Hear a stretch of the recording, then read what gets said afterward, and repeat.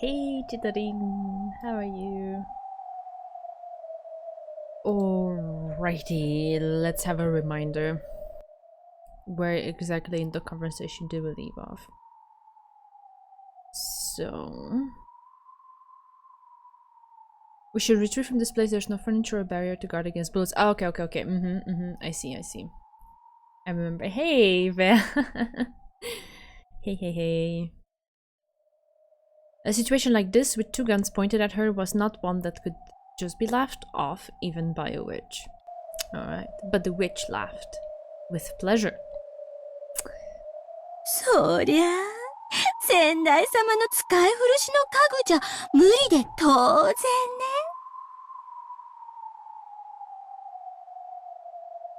私には私にふさわしい新しい家具じゃないとダメよ。 Hey, Desalane, how are you? Jumping right back into the justice of... Okay, let's see.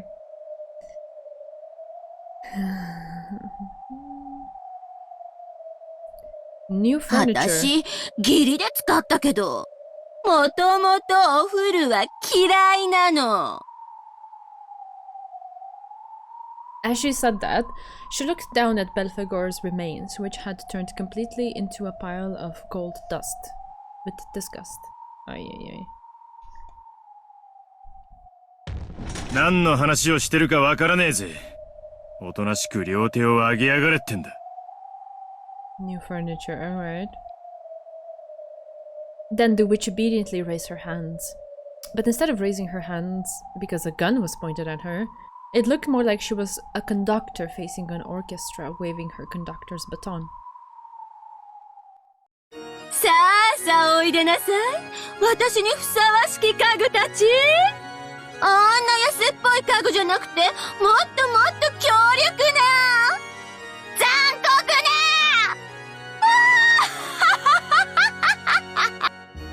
妙な真似はやめて。引き金を引くわ。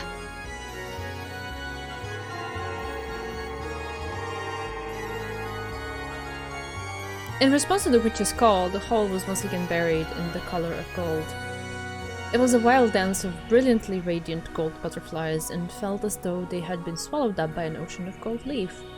Ranoe was left shocked at that upsurge in magic power. That was because it far surpassed even that of his former master. As their eyes were dazzled amidst the golden brilliance, a gunshot could be heard. Either Rudolph or Kyrie had fired a round. And after the golden glow had subsided, there was the witch looking at least cool and composed. The bullet? Kyrie had definitely fired it into her, but it was not embedded anywhere in the witch's body. There it was. The bullet was fastened in midair, right in front of the witch's chest. A barrier which took even her predecessor a significant amount of preparation. In an instant. Ranoe's face was by now twisted in shock. And the surprise did not stop there.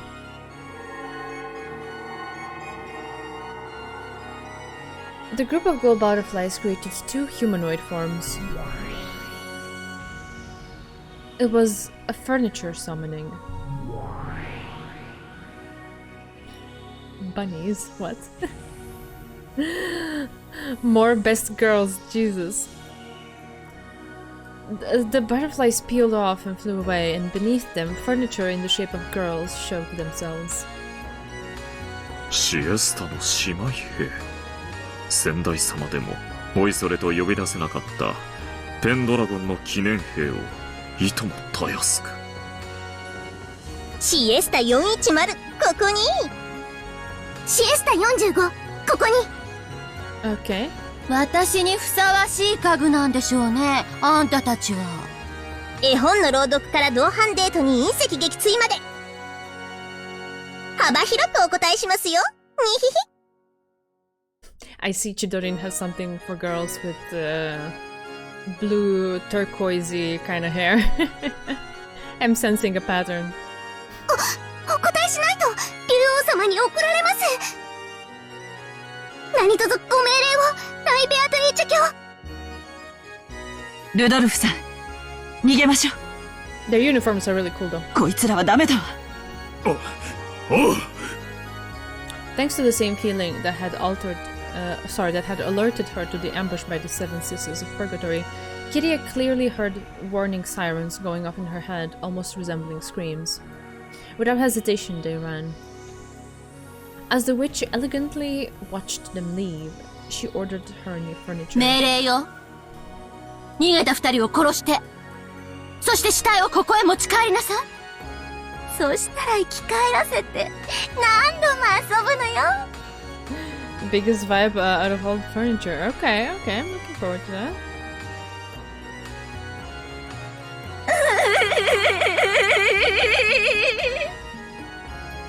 The witch's expression twisted with an evil smile. Even though she feared that expression, Lucifer appeared and spoke.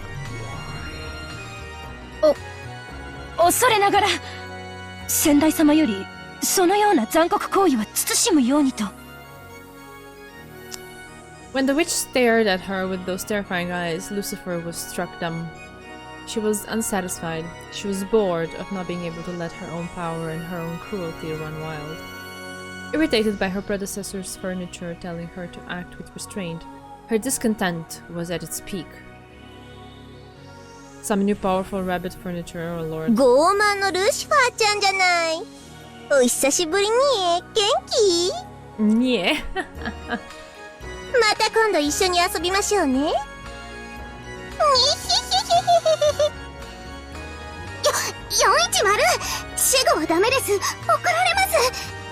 大ベアトリーチェ教のご命令を迅速に遂行を。にひ。お仕事の時間だに。410了解。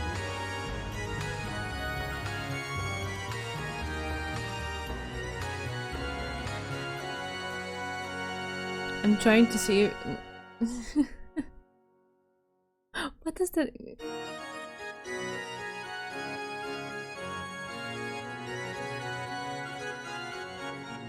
Booted?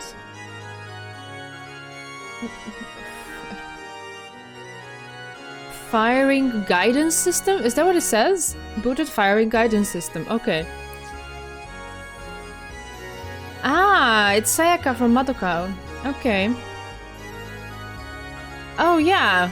Yeah, you're right. Interesting. Interesting. 追撃狙撃戦準備。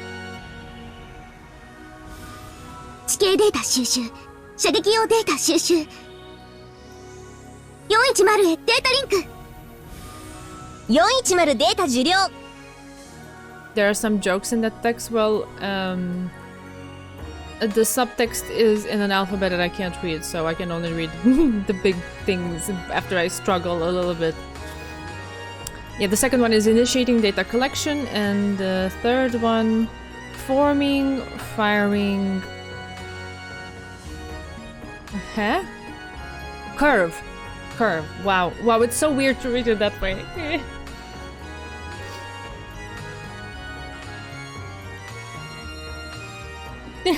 This is filler, so please don't read it, okay? It's random, all this English that I don't really understand. Sure, it's cool. Pretty awesome. Okay. That looks like... what? Greek? I don't even know. 標的を捕捉。地形誤差修正。射撃曲線形成。制御点補正完了。45へデータリンク。45データ受領。 Okay, what is this?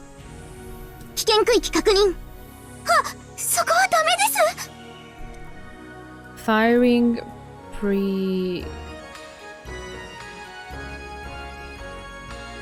Oh my god, it's so... why is it so hard to read this?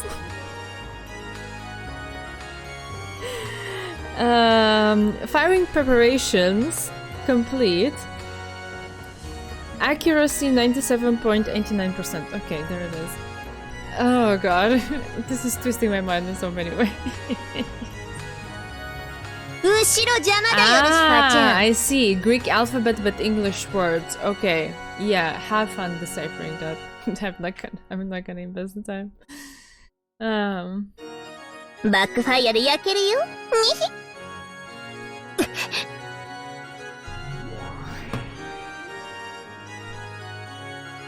The Chester sisters through their mutual measurements, were able to instantly calculate the terrain inside the mansion and the coordinates of their targets, as well as a firing curve to reach them.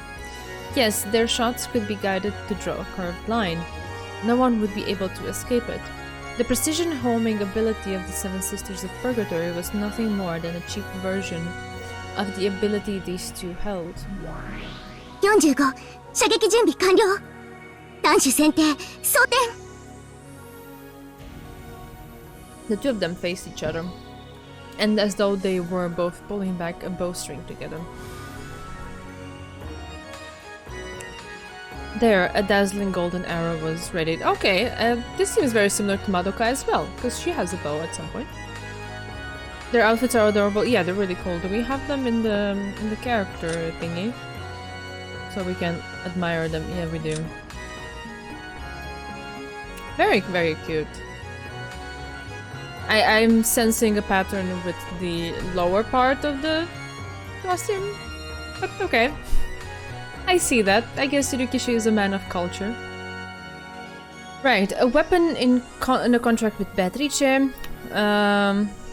45? Yeah, okay. 45 has an extremely meticulous and timid personality and is fairly paranoid. For that reason, she compensates well for the weakness of...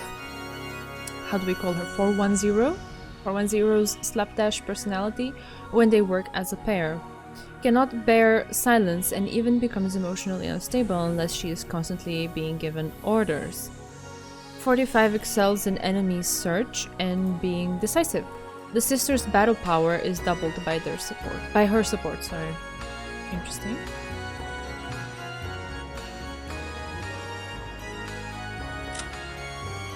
Here it says 410. So, if you want me to call her 410, I can do that too, but you understand why it's confusing to me. It's cool that, like, she basically has the color red all over her costume and all of the little details, and then she has blue. Very nice, very fitting, very cute. Do they actually have a tail in the back? I'm curious. Or is it that a bow?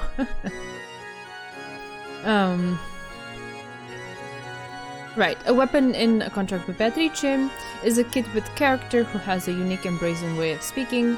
Her hobby is teasing serious and uptight people, which is why she likes 45 and Lucifer. Rough-spoken but loves company and easily succumbs to loneliness, gets depressed unless there is someone constantly giving her attention. Excels in firing control and even in close-range combat, exhibits battle power that is second to none. Alright, very cool then. 410 Yeah, in Japanese as well, it's Yon Ichi Maru, so it's not Yon Ju, so... 射撃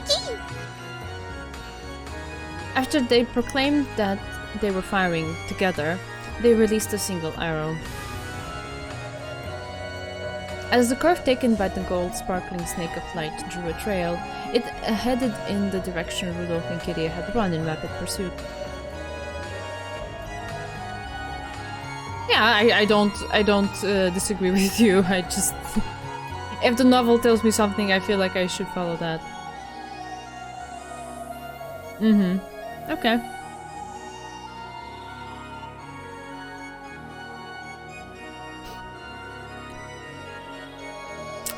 Then 410 it is. I will say 410 from now on. As the curve taken by the gold sparkling snake of light drew a trail, it headed in the direction Rudolph and Kiria had run in rapid pursuit.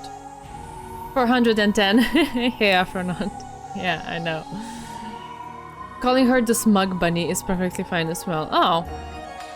Really, I felt... I don't know if smug was what I felt from her, but okay, sure.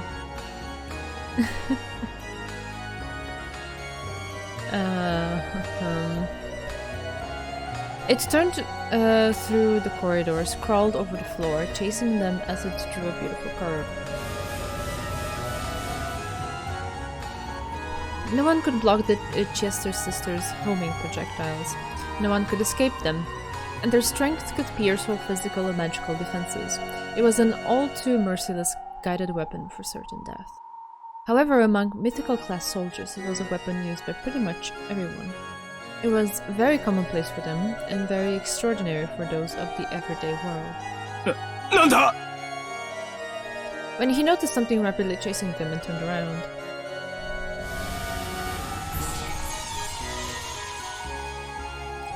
Rudolph was shot straight through the location of his heart by the gold snake. It all happened in an instant. ルドルフさん As the gold snake ran Rudolph through, it swooped down to the floor, drawing a beautiful spiral, coiled itself around Kiria's legs, and crawled up to her chest. Yeah. Indeed.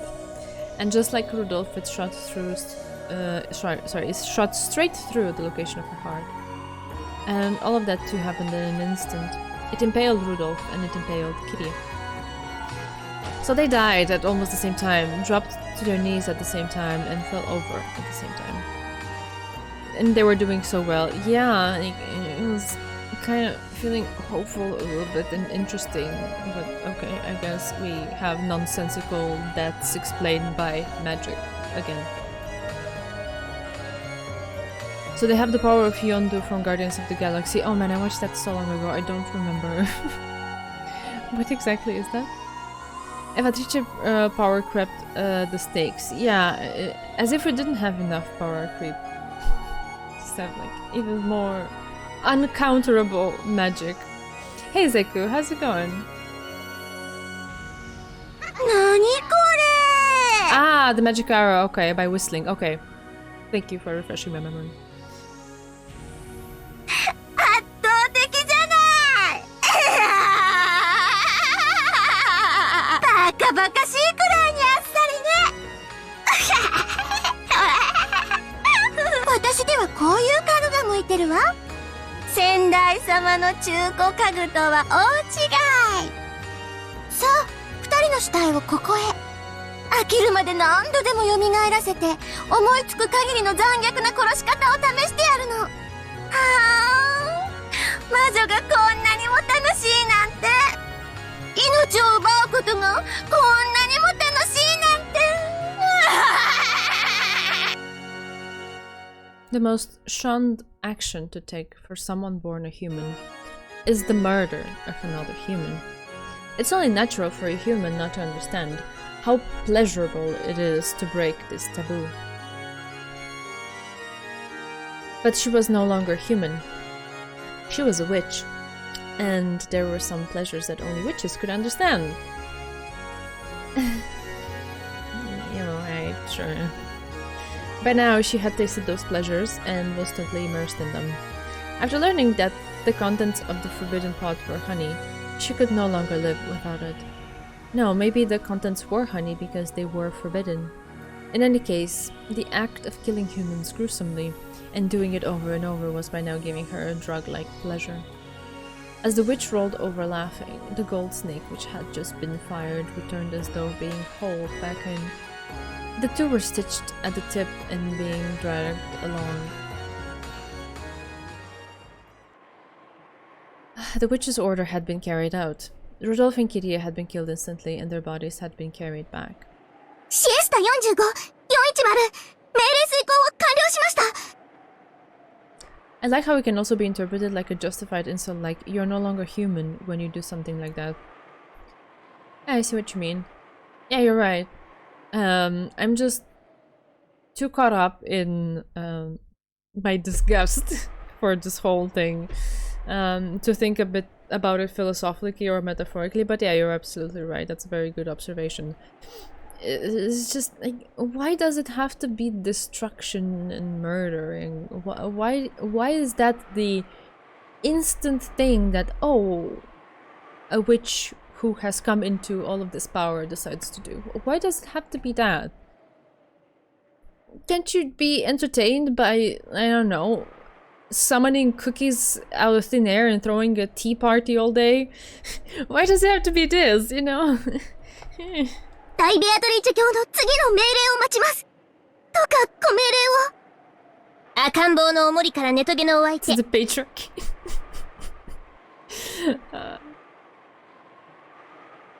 スペスペースシャトル撃墜まで何でもお答えしますよ。にひひ。こいつらは第4の番と第5の番の生贄らしいの。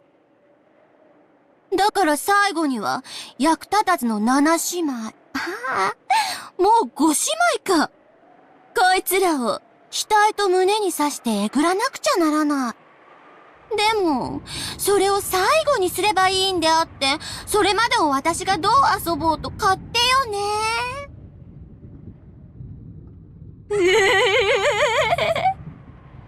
Uh-huh. They're reliable, I guess. 待て待て待て待てい！そなたはわらわの言っていたことをもう忘れたのか？ Unlike ass nichons.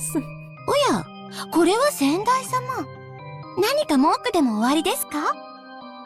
あるに決まっておろうが。そなたはやりたい放題ではないか。なぜにわらわの言いつけが聞けぬのか？やりたい放題で何の問題があるのですか？先代様。それに私は、儀式のルールを逸脱しようなんて気持ちはこれっぽっちもありません。ちゃんとこの二人の死体は、後で綺麗にして、額と胸に杭を打ち込んでおきますから。そういう問題ではないというに。あまりに品がなかったり残酷だったりするとだな。気を悪くする者もおるかもしれぬし。先代様がどこかで戦っているとかいうゲームの相手ですか？どの目に聞きました？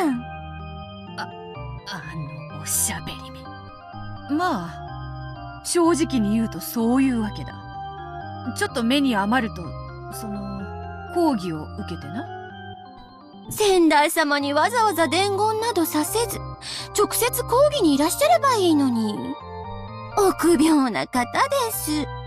こことは、異なる世界の住人だからの。わらわを返さねばならぬのだ。まあ、とにかくだな。ということは、その方は私に何か干渉したくてもできない。そして私も干渉したくてもできない。それくらいに遠い世界の無縁な方との認識でよろしいですか？うん。例えるなら、とても近い2本の平行線の世界とでも言おうか。とても身近な世界なのだが、平行線ゆえに2本の線が交わることは決してない。Steins Gate is leaking. そんな世界と、とりあえずは認識してくれればよい。交わらない。ということは、私とは関係ない世界のこと、ということです。Yeah, she couldn't care less. もしその方の代弁で私に自重しろとおっしゃられてるのでしたら、その方に交互伝言をお願いします。あやつにか？なんと伝える？余計なお世話だよ、消えろよ、ババア。へそでも噛んで死んじゃえば。ああ、失礼しました。先代のお友達でしょうから、多分女性だろうと想像しただけです。ババアと言っても、決して先代様のことではありませんから、どうかご容赦ください。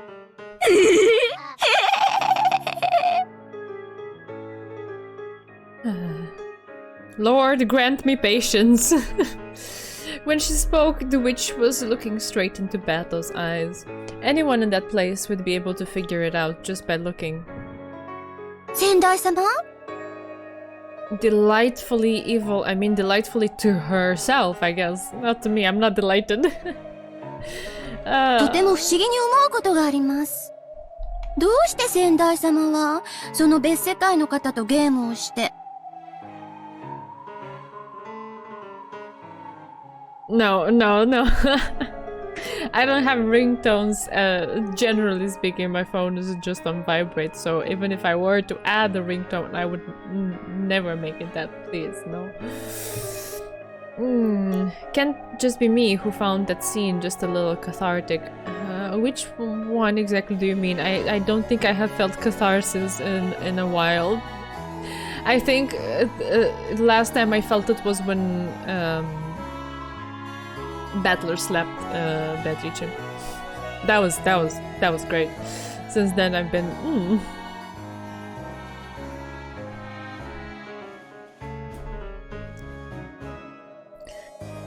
I was very much annoyed by Beatrice's way of carrying herself, and especially her maniacal laughter. And I didn't think anything could top it. Right now, I would just I would take it back. Please, just give me Beatrice being Beatrice. No, I don't like this. 魔女だと認めてもらわなければならないのですか？それはだな。すべての人間に魔女の存在を認めさせることが完全なる支配につながるからである。一人頑固者がおってな。どうあってもわらわを魔女とは認めんのだ。どうしてその人間の認可が必要なのですか？魔女が魔女であり、魔法を振るうことに、どうして人間に認められる必要があるのですか？だからな、前にも話した通り、魔法というのは。私は魔女です。別に誰の認可がなくとも魔法が使えますが、何か？この世界ではな。しかしだな、それをあやつが認めない以上はなんと説明すればよいのか。説明いりません。だって決して交わることのない別世界の話じゃありませんか。それはつまりない世界も同じということです。別世界でゲームで戦っていると、先代様が妄想を語っていることと何にも変わりません。重ねて言います。私と関係ない話です。そして、私はもう魔女です。先代様は、どうやらその何者かに認めてもらえないと魔女になれないようですが、私は違います。誰に認められずとも、もう立派な魔女です。先代ということで、あなたに形式的な敬意は捧げますが、それは私の行為であって、義務ではありません。もう私は、あなたの助言など求めていないし、これからどうすればいいか、どう遊べばいいか、はっきりわかってます。だから13人殺しの儀式までは、あなたへの最後の敬意だと割り切って行います。しかしそのやり方や、その後のことについては、あなたに口出しされる言われは全くありません。そういうことで一つ、よろしくお願いします。At a glance, those words seemed obedient, but they contained within them a clear parting of ways. They were saying, as clear as could be, I have no more reason to rely on you, so don't get in the way of my fun. Beato understood that, and was dejected, realizing that no matter how she explained it, she wouldn't be able to make the witch understand. そうか。ならばわらわはもう知らぬぞ。魔法は敬いの気持ちなくして存在できぬことを身をもって知るがいい。あなたがこれまでに縦横無尽に暴れてきたそれが、どう敬いがあったのか教えてほしいものです。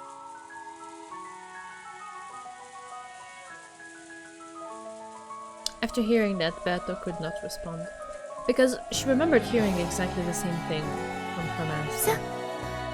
シエスタの姉妹？先代がお帰りよ。お見送りを。にひひひひ。先代様、どうぞこの場はお引き取りを。でないと私たちが叱られます。Throughout her body, Beato felt something invisible in the Chester sisters' eyes, which could only be described as an oppressive feeling. Most likely, they were initiating firing calculations. It was an action much like taking out a gun and cocking it. Even Beato could not escape from the Chester sisters' attacks without any preparation. In the past, she had placed her greatest trust in them, so she knew down to her very soul how terrifying they were. 先代様、お引き取りを。これ以上ベアトリーチェ様のご機嫌を損ねられるのはお勧めできません。先代様。わかった。わらわはこれにて退場する。そなたがどのような顛末をたどるか、ゆっくり鑑賞させてもらおうぞ。That was as close as you could get to a loser's last retort. So after Beato hit herself, the witch and her furniture fell over laughing. まあ、わかる。無限の力は楽しい。有限の極みである命を自在にもてあそぶ快楽は、味わったことのないものには説明できぬ。その快楽に取りつかれる気持ち、わかろうというもの。さぞや楽しかったでしょうね。かつてのあなたのはしゃぎぶりを見る限り。あれがかつて何度も諭そうとしたお師匠様と、それに耳を貸さぬわらわの姿だというのか。なぜあの子の行為を咎める気になったのですか？それはあなたにはあの子と大きな違いが一つあります。あの子はすでに魔女かもしれない。もちろんあなたも魔女です。ゲーム版の上の世界では。しかしゲーム版の外の世界で魔女だと認められるには、ゲームの対戦者であるバトラ君に認めてもらわなくてはならない。あなたはそれを理解してゲームを始めたはずです。魔女である証拠を暴風のように見せつけ、わらわを拒否する気持ちを吹き飛ばし、屈服させればわらわを魔女と認めると思った。前回うまくいきかけたので、もう一息だと思ったのだ。実際は逆です。バトラ君はあなたの残忍さに呆れ果てていました。Hey, how's it going? そしてゲームの対戦者として登壇したのは、あなたを対等な対戦相手だと認めたからではない。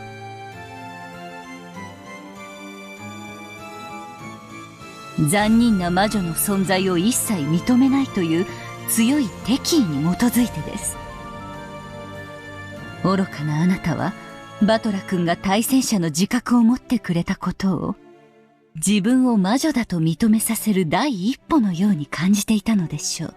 でも、実際は全くの逆。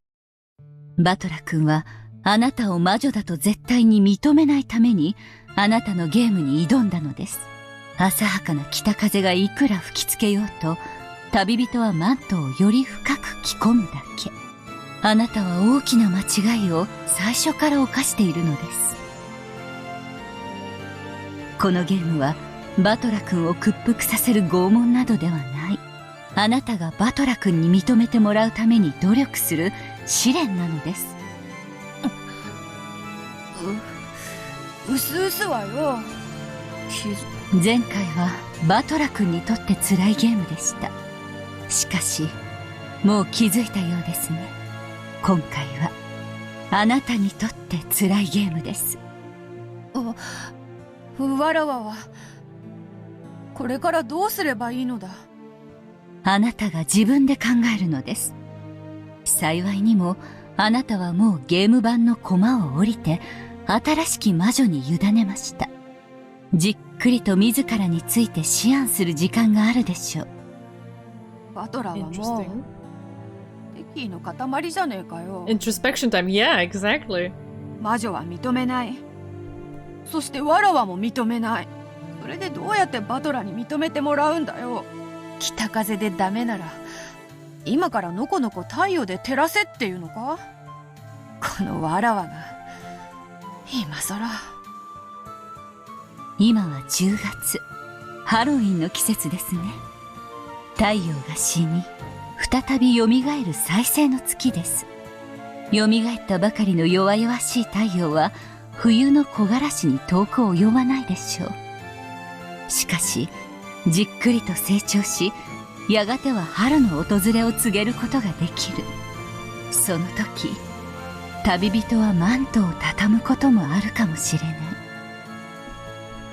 わらわは間違ってるというのか。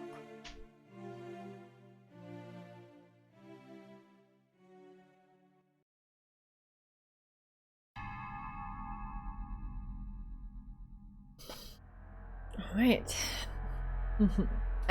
It's interesting. I'm curious to see what Beatrice comes up with. Let's give her the time of day to figure it out. The beautiful hall of the Ushiromiya mansion was covered in a glow golden like gold leaf, and stained deep red with thick spurts of blood. Back here again. Okay. The number of deaths given to Rudolph and Kyrie had long surpassed anything you could count on both your fingers and your toes. Well, thank you for sparing me the details of it. Thank you. I wouldn't have wanted to see that. Or read that. The witch was breathing so hard her shoulders shook, but it wasn't because she was tired. She just couldn't hide the ragged breathing caused by her still uncontainable excitement. Her voice sounded so pure in that dialogue. Yeah, she does have these moments.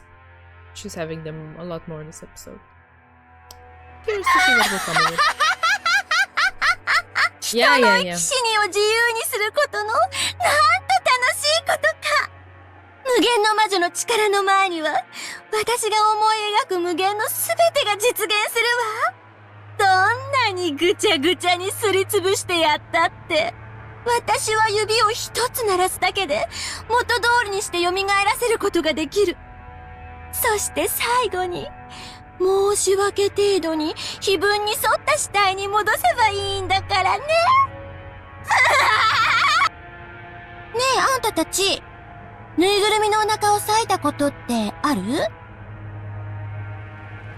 いです。45は？いえ、やったことはありません。申し訳ありません。当然よ。普通ないわ。ましてや、お気に入りのぬいぐるみだったらなおさらよね。でもずっと思ってた。こんなにも大好きで、ふかふかのぬいぐるみの中には何が詰まってるんだろう。いつか覗いてみたいってずっと思ってたわ。If you cut it and looked inside, your curiosity might be quelled, but the stuffed animal would be broken. So even though you want to see, you can't. You understand that feeling, right? 無限の魔女の力は、まさにそれを叶えてくれる力なの。今の私は、好きなだけぬいぐるみを裂くことができる。なのに、魔法一つで、それを元通りに蘇らせることができるわ。それはつまり、この世のあらゆる制約を打ち破ったということ。今の私には、躊躇することも、思いとどまることも何もないの。その喜び！無限の魔女の私以外、誰にもわか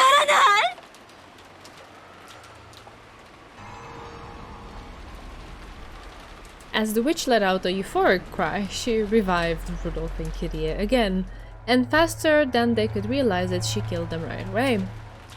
As she made it known that something other than cotton was stuffed inside those two.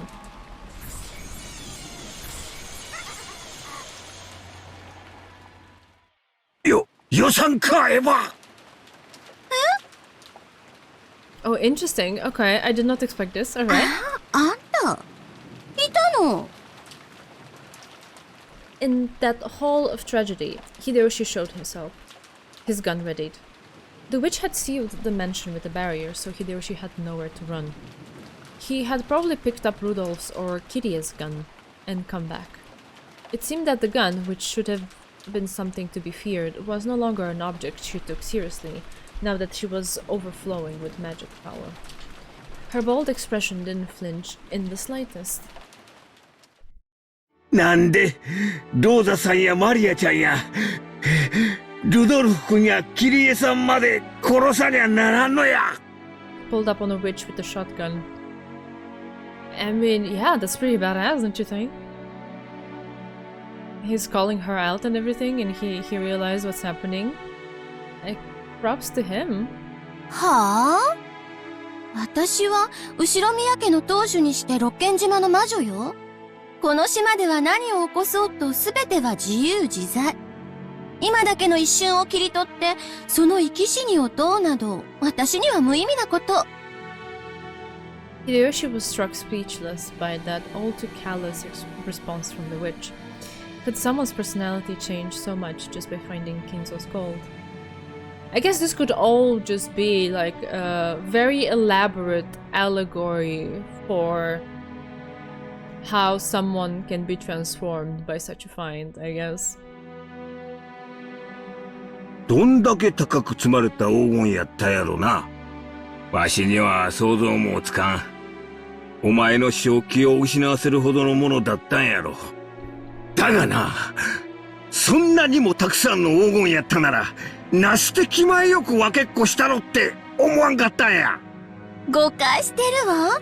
あれは全て黄金の魔女のものよ。私以外の誰にも触れる資格はない。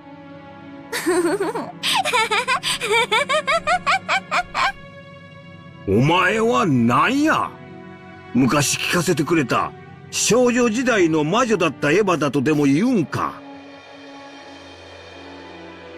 そうよ。あなたの妻の後宮エヴァの胸の中にずーっと住んでいた少女時代の私。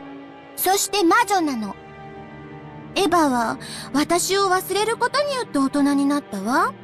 だから魔法が使えない。誰だって子供の頃には無邪気だけれど残酷な妄想に頭を膨らませることはある。わしかて小さい頃はアリを踏んで回ったりトンボの羽をむしったりして遊んだことがあるわ。しかし命の大切さを学んでそんな残酷な幼年時代から卒業するんや。You tell her, Hideyoshi. Yes. 今のお前はまさに幼年時代そのものやで。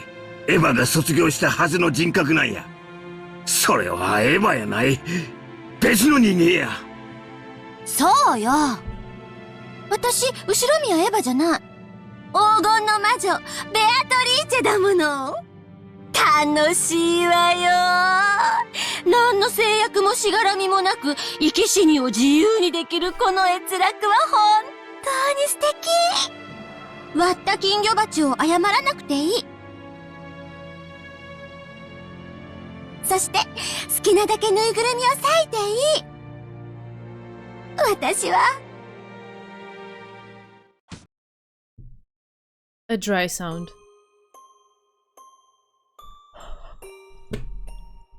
I didn't think I'd get another one of these! It was the sound of Hideyoshi slapping the witch's face! By looking at the hole stained deep red with fresh blood, he should have been able to imagine how terrible the witch was. But without fear, without even hesitating, Hideyoshi had walked determinedly up to her and hit her on the cheek. Stop slapping witches. I'm sorry, but they deserved it. アホ！残酷ぶるなや。ほんまは臆病者の弱虫のくせに。わしがまた更生させたるわ。このしょわるが。このアホ！アホ！痛い、ちょっと！ Soon they might be punched. Okay, let's not, like, overdo it. It's... 命の大切さとか、儚さとか、そういうのが分かる女やったのが。Some level of it I can understand, because, Jesus, do they need to be, like, snapped out of whatever delusion they're sinking into? But, yeah, obviously we don't have to go mental. We don't have to turn into, you know, witches and be cruel back. Not to that extent. わしが思い出させたる。何が魔女や。アホ抜かせ。お前はわしの女房の後宮エヴァや。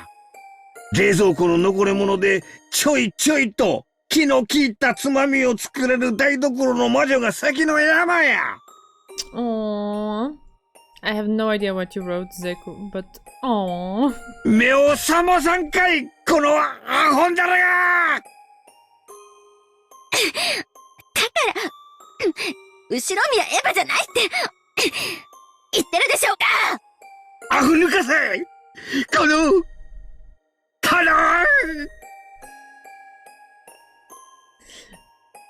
Okay. I guess. I can't believe it if I don't know what it is. Oh! Oh, really?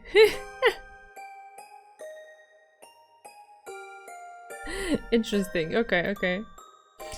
Sorry, I skipped this. As tears dripped down his face, Hideyoshi kept hitting the witch's head. He wasn't even pointing the gun at her anymore. So, that sound of gunfire couldn't have come from the gun Hideyoshi was holding. Oh no. In a wrong keyboard layout, you mean? Okay, I got it. The gun, which had fallen in the corner near Rudolph's body, was floating in the air, and smoke lingered near the barrel. Oof.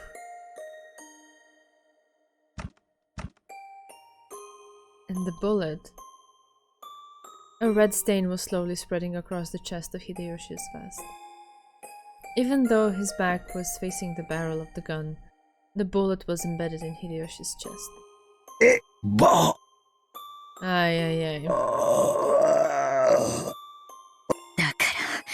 ら、私はエヴァじゃないと言ってるのに。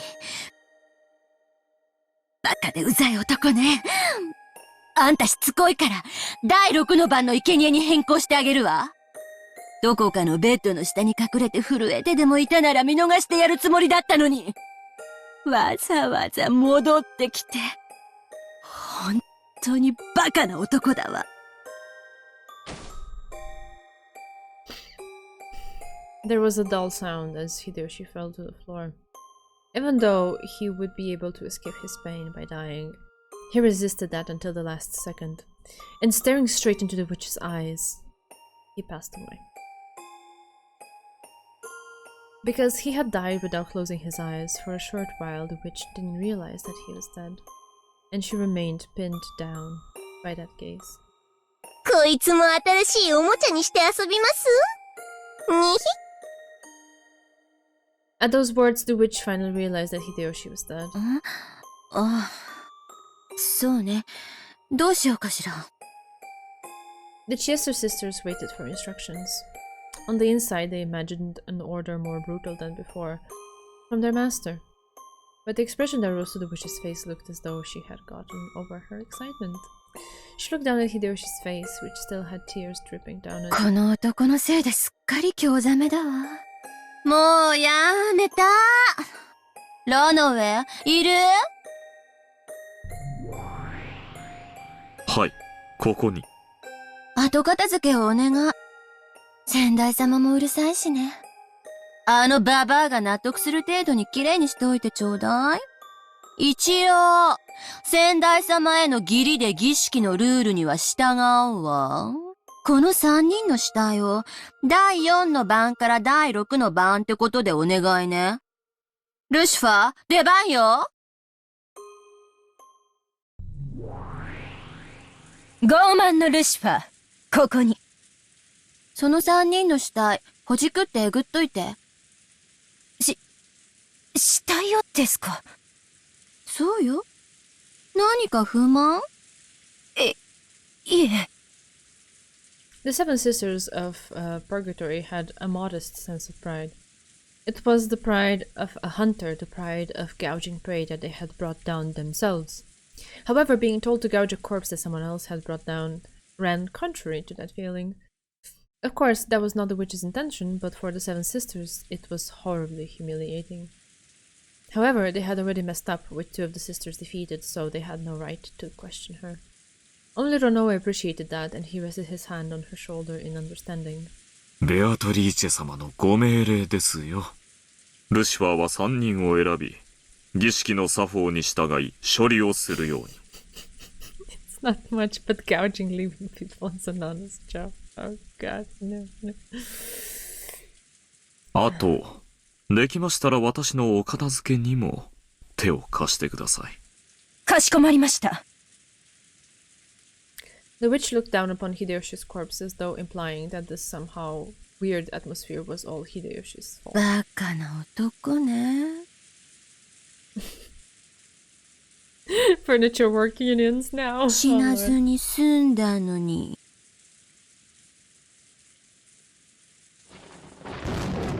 あなた You truly don't get it, do you? You will never get it. You're not looking at it with love. We demand access to living work subject. Oh, Lord. Hmm.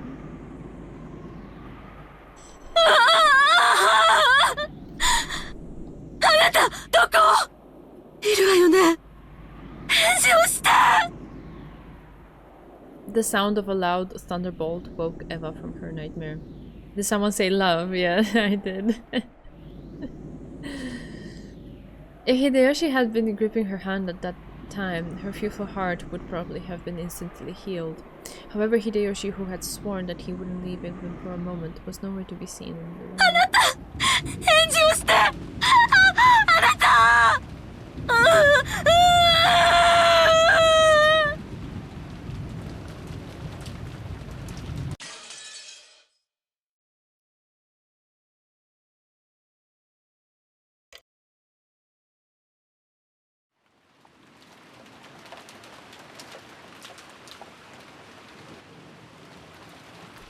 30 minutes had already passed since Rudolph's group had left the guest house.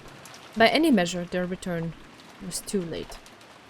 And Kraus and Natsuhi, who were waiting by the entrance, were by now about as restless as they could stand. Chapter name, I didn't even look. My bad. The definition of a witch? Okay. So yeah, my mind was kind of running off somewhere else and I didn't read it when it came on the screen. The chain was set on the door. That was a precaution in the event that Rudolph's group was attacked and the master key was stolen from them. For that reason, they needed to wait by the entrance like this for the others to return. さすがに遅すぎます。彼らの身に何かあったのでは。Kraus glanced between the clock and the door, struggling to feign composure. もし彼らが戻らないようなことがあるならば。辛い想像だが、その覚悟を始めた方が良さそうだ。やはり不用心だったのだ。私はそうだと申し上げました。なぜ彼らはこれほどの危険を承知で外に。愚かなことです。ローザさんが襲われたばかりだというのに、なぜに外へ。それを言っても始まらん。とにかくこれでゲストハウスに大人は3人。私と夏希、そして高熱で寝込んでいるエヴァだけだ。At that time, there was the forceful sound from the hallway of a door being opened and Eva's shrieking voice. That voice kept calling Hideyoshi's name. It seemed as though the high fever had given her a bad dream or something, and now she was calling her husband's name. エヴァさん、どうしましたか？大丈夫ですか？うちの人はどこ？うちの人がいないの。ずっと一緒にいるって約束してくれたのに。ずっと手を握ってくれてるって約束したのに。Kraus was taken aback by this attitude of hers, which she had never shown in front of him before. But Natsuhi understood her feelings. 落ち着いて。秀吉さんはルドルフさんたちと一緒に今表へ出ています。表へ？どうしてよ。私とずっと一緒にいてくれるって約束したのに。どうして表になんか行ってるの？表へ出てはダメ。表には魔女がいるわ。行ってはダメ。殺されてしまう。エヴァ、落ち着きなさい。秀吉さんはルドルフたちと一緒に屋敷へ戻っているのだ。どうして屋敷に行かなくちゃいけないのよ。ここなら安全なのに、どうして表になんか出したのよ。どうして屋敷なんかに戻ったのよ。明日までの食料を取りに行くことになったのだ。秀吉さんはお前の体調が悪いことを気にしてて、そのためにもと言って。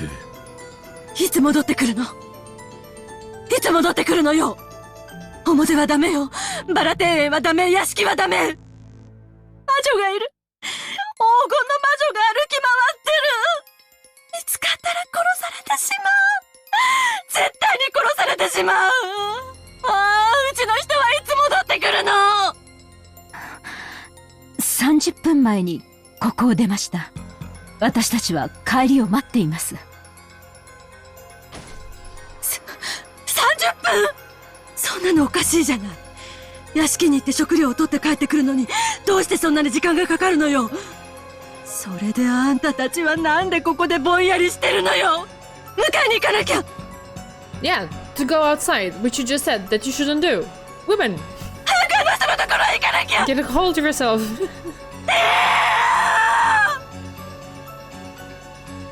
Eva had probably had quite a nightmare. Genius level logic indeed. It's not logic though, it's just instant emotional reaction. And after waking up and discovering that it still wasn't over, she could no longer hide her confusion. Natsuki tried calming her down, but it only made Eva's emotions explode all the more. Maybe they heard that disturbance. The lobby door opened slightly and Battler and the kids, who should have been upstairs, poked their faces out. Kraus, Natsuki, Eva, and Battler, George, Jessica, Nanjo. Everyone in the guest house was gathered by the entrance and understood the current situation. 母さんの意見に同感だよ。父さんたちの様子を確かめに行くべきだ。まあ、そうだな。荷物が大きくなって手間取ってる可能性だってあるぜ。人手は歓迎のはずさ。ローザさんが襲われてすぐですぞ。二次遭難の可能性もあります。ここは一つ慎重に。バカを言わないで。慎重に何よ。助けを求めてるかもしれない主人を見殺しにしろというの。私が様子を見に行くわ。臆病者はここで待っていなさい。 Okay, Eva. Looking agitated, Eva raised her gun. Judging by her expression, it would be useless for anyone to try to stop her. George, who realized at first, raised his hand. 僕も行こう。バトラ君も来るだろう。人数が多い方がいい。Yeah, so you can get killed even more. おう。エヴァおばさん、来るなって言ったってついてくぜ。I have the instinct to say that there's no way Battler could be killed, because then it wouldn't make sense. But then this whole novel has been about subverting expectations and flipping them on their head and so on. How would it be if, like, peace, like game board peace, Battler gets killed in one of these episodes? What does that even mean? My head is exploding. I don't know. It's just so weird. Because then Meta World Battler would have to reason about who killed him. But how does that compute?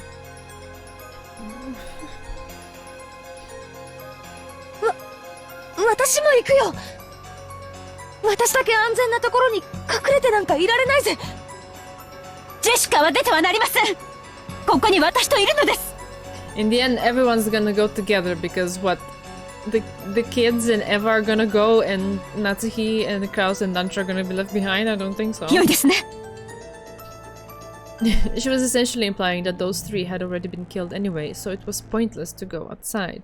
Natsuki also realized that she had made a deep gouge in Eva's heart, but she said those words strongly as Jessica's mother. そうね。それがいいでしょうね。兄さんたち一家はゲストハウスで留守番してて。これはうちの家族とバトラ君の家族の問題よ。あと南條先生も来てもらえるかしら。万が一のこともあるかもしれないから。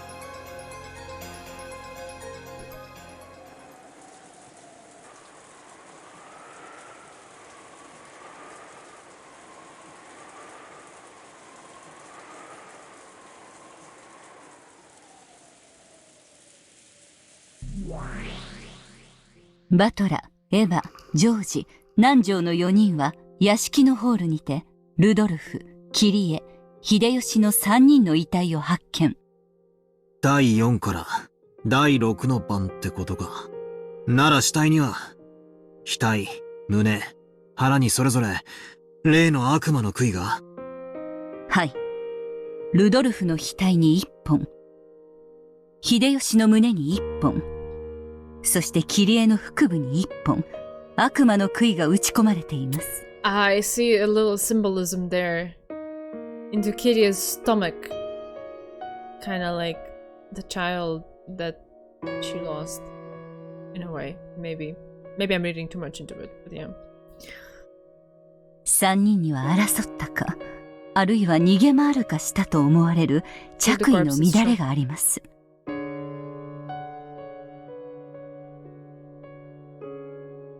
3人の遺体は寄り添ってはおらず、犯人と遭遇後、ある程度の抵抗を試みたと推定されます。Alright. We're on the human side.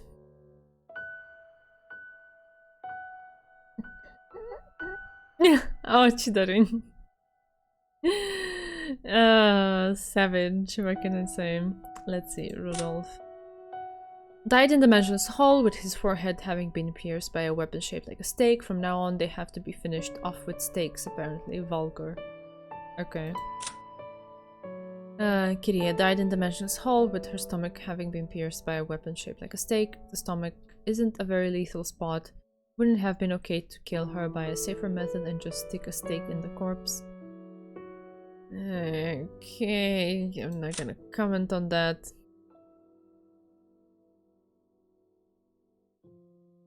Alright, died in the Mansion's hall with his chest having been pierced by a weapon shaped like a stake.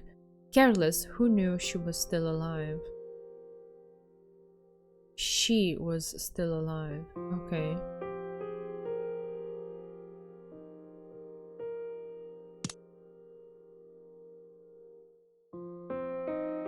Right. 杭で、額と胸と腹を、とか相変わらず、無芸。Even though Ronoe knew it would be superfluous, he thought that maybe he should tell Battler. In actuality, the witch had killed him in a much more horrible way. Beto had advised the witch to restrain herself, which was why the corpses had been left so undamaged. The new and brutal witch, thinking that all she needed to do was get the gouged with a stake part right, might even have just stuck a stake into a lump of meat that wasn't even shaped like a human. Rosa's and Maria's corpses would probably have been especially striking. If they had been killed as the Golden Witch had wished, just how gruesome would the exposed corpses have been? Beto had changed that into a kind of killing that Battler would have called still better. Wanting to have Beto's small bit of thoughtfulness appreciated, he thought of telling Battler about that. I don't know if Battler would, appreciate it that much, to be honest, but I don't know if that would make much of a difference for Battler. But for Battler, that might do more harm than good. To humans, the gap between being alive and being dead is very large. To ask for Beto's feelings to be accommodated on the grounds that she had changed it to a better way of dying might have made it possible for a demon to pardon her, but there was no way it would work the same way for a human. Well, I'm glad you understand that. Understanding this, Ronoe remained silent, even though he knew of Beto's modest effort. いつも通り、死体の死亡確認からさせてもらうぜ。ロノウェ、赤で宣言を頼む。おい、聞こえないのか？赤で宣言を頼む。副将要求だ。ルドルフ、キリエ、秀吉の3名は死亡している。申し訳ございません。副将を拒否させていただきます。Interesting. なんだと？いきなり、どういうつもりだ？ By now, proclaiming the death of the victims in red was almost a given in this battle. Refusing to do that was almost like losing by default. So when Ronoe declined as his first move, Battler was dumbfounded. 申し訳ございません。私めのお嬢様の代行者である資格をこれをもって返上させていただきます。よって私にはそれを赤で復唱することができません。それを復唱する資格があるのはお嬢様ただ一人だけでございます。He's paving the way for Battler to accept Beatrice back into the game. 正しい言い分です。ロノウェはベアト側の代行者でしかありません。ロノウェが代行の役を折り、かつバトラ君がベアトを相手として認めないならば、新しい代行者を立てる必要があります。新しき代行者はおりません。どうかバトラ様、お嬢様を再び対局の相手とお認めください。悪いが、そいつは聞けねえ相談だぜ。あの不愉快な残酷野郎。俺は絶対に対局者だなどと認めない。Okay, that's rough. それを認めないために、俺はこのゲームを降りないんだ。不愉快な点につきましては、お嬢様に代わりまして謝罪します。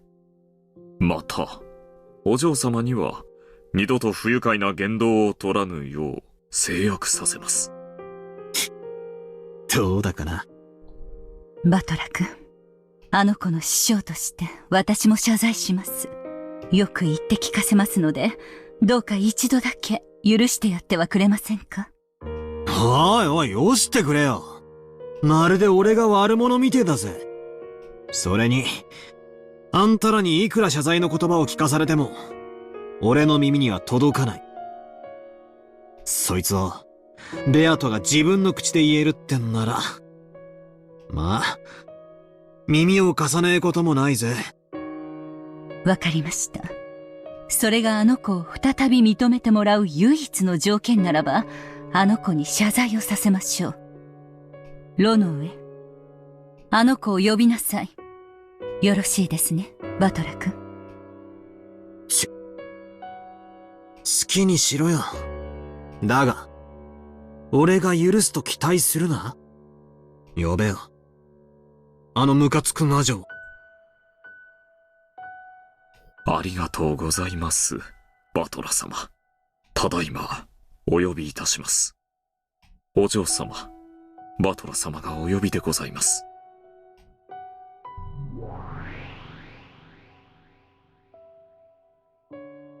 After a few heartbeats, gold butterflies gathered together in midair and created Beato's form. It was much more docile than the way she had appeared before now. 呼んだかロノウェ。話は聞いていたはずですよ。あなたの口から何か言うことはありますか？ Awkward.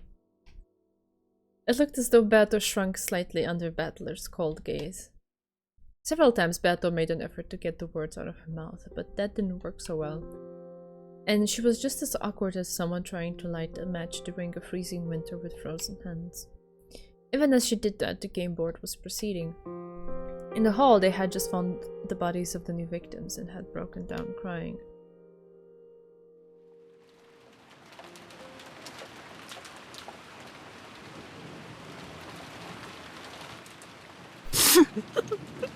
Oyaji! Kirie-san!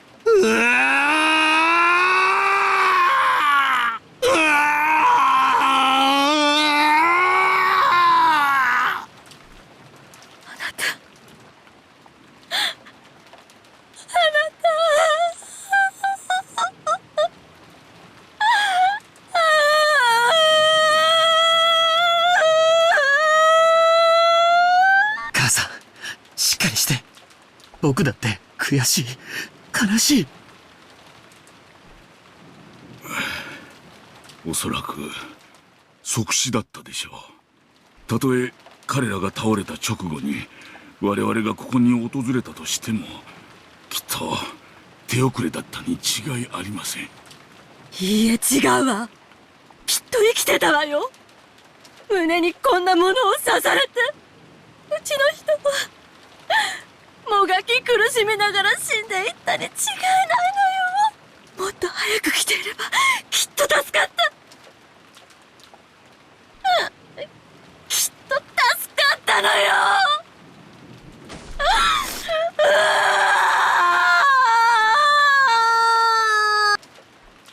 バトラ君も辛いだろうけど、しっかり。大丈夫だよ。大丈夫だぜ。兄貴、もうちょっとだけ泣かせてくれ。俺が一番マシなんだ。俺が一番悲しくないはずなんだ。だから、もうちょっとだけ泣いたら。大丈夫だから。Man, Battler's voice, it goes to the very core of my being. そんなことないよ。両親を失った心の痛みはよくわかる。僕には母さんがまだいる。バトラ君よりはるかにマシだ。Okay, can we cut that off? Like, please, like, let's not compare. Oh, I only lost one person dear to me. You've lost two, so your pain is, like, more important than mine. Just, like, no, don't do that. Yeah. いや、違うぜ。庄司の兄貴が一番辛いはずなんだ。わかってんだよ。兄貴。庄司の兄貴が。俺たちの中で一番悲しくて辛いんだ。俺はそれを分かってる。だからこれ以上、メソメソなんて泣いちゃいけねえんだ。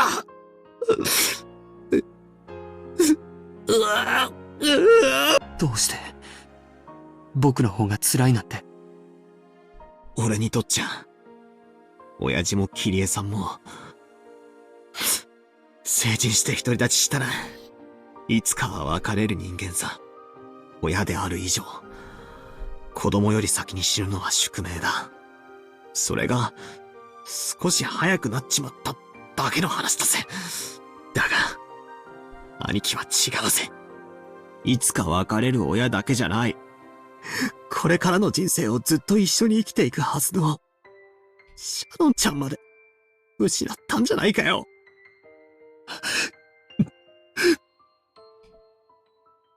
人の命に重さなんかねえさ。赤ん坊の命だって、年寄りの命だって、同じくらいに尊いだろうよ。だがよ、それからの人生が長ければ長いほど、一緒に築いてく未来が長ければ長いほど、その死ってのは悲しいものなんじゃねえのかよ。兄貴は、シャノンちゃんと婚約したんだろ。これからの人生と家庭を一緒に築いていこうって約束したんだろ。その未来のデカさが、幸せのデカさがよ、俺の痛みなんかとは比べ物にならねえ。だから、兄貴はもっともっと泣いても許されるはずなんだ。なのに、俺たちいとこの兄貴格だからって、無理に冷静を装って。やめてよ、バトラ君。George was trying to make a calm smile, but he couldn't any longer stop a single hot tear from leaving a streak down his face. 悲しくないわけがないじゃないか。僕はシャノンと一緒にたくさんの未来を思い描き合ったさ。きっと100年の人生では叶えきれないくらいの夢を語り合ったさ。その夢の一番最初の籍を入れることさえ叶えられなくて。Hey, Lord Wu. It seems that George doesn't like to show his emotions as much, trying to fit the mature adult figure that he's been taught. Yeah, it seems so. I still think this whole let's compare our pains and be competitive about who is in more pain than the other is just not the thing to do. It's pain. You're all in pain. The situation is overwhelming. It should just stay like that. You don't have to compare. 悲しくないわけがないじゃないか。それに比べたら俺なんか。だから俺にはこれ以上、泣く資格なんかねえんだ。兄貴だってこらえてるのに、俺にこれ以上の涙を流す資格なんて。同じだよ。親しい人を失えば、悲しいのは、僕もバトラ君も同じだよ。だから、バトラ君が僕より涙を流してはいけないなんてルールはない。The comparing of emotions is something prevalent in some Asian cultures. I noticed it a lot in Korean media, for example. Yeah, I don't think it's conducive to anything constructive or positive. I don't like it. そして、僕だって、もうこれ以上、涙をこらえなければならないなんてルールも。兄貴。兄貴。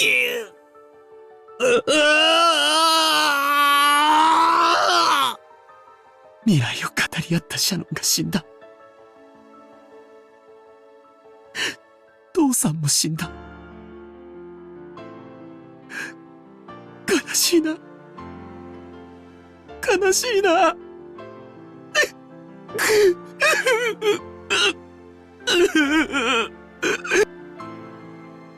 As Battler and George tightly hugged each other, they cried a waterfall of tears over each other's shoulders for those people important to them.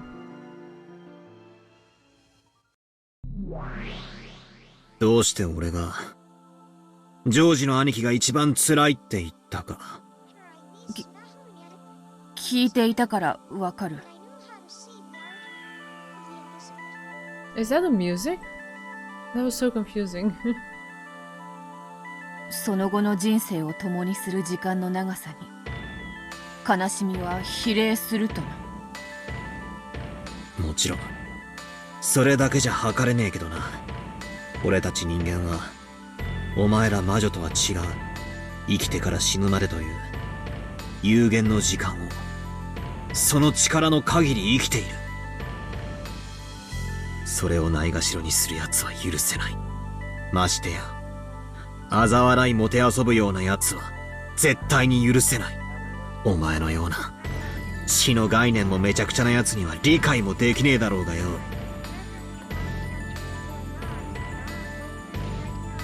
これから生きる時間の長さだけじゃない。一生懸命に生きている奴の人生を嘲笑うこと。これが一番俺には許せねえんだ。ジョージの兄貴はがむしゃらに頑張って人生を生きてた。シャノンちゃんと結婚するために悲壮な覚悟をしてこの日に臨んでいたはずなんだ。I forgot the usage of people talking on this soundtrack. Yeah, it was so confused. Like, wait, where is this coming from? Do I have like another tab that suddenly started making sounds and stuff? I thought I had muted my browser and stuff. But then I was like, okay, no, it's the music. And then even though I noticed that and I made a mental note, it will probably repeat. It will probably happen again. When it happened again, I still had the instinctual reaction to be like, wait, what? Oh no, wait, it's the music again.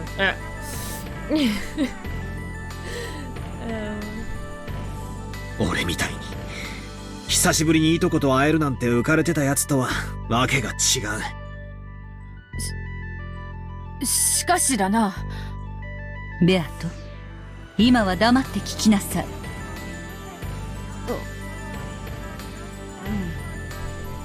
お前の言い分にも一定の理解はする。お前には自分の復活のためにおかしな碑文に沿った殺人を続ける必要があるってんだろ。だからその範囲内でのお前の殺人はお前の立場の事情を汲み取る限りそれがお前にとっては必要な行為だからならそれ以上の不要な行為は全てお前の無意味な残酷趣味ということになる。つまり第一の晩に6人を殺すことまでがお前にとっての必要な行為ならば、顔を砕くとか、腹を裂いてお菓子を詰め込むなんて真似は全て、全く不必要な、お前の残酷趣味だってことになる。俺はお前のこの点について、断じて許すことができないんだ。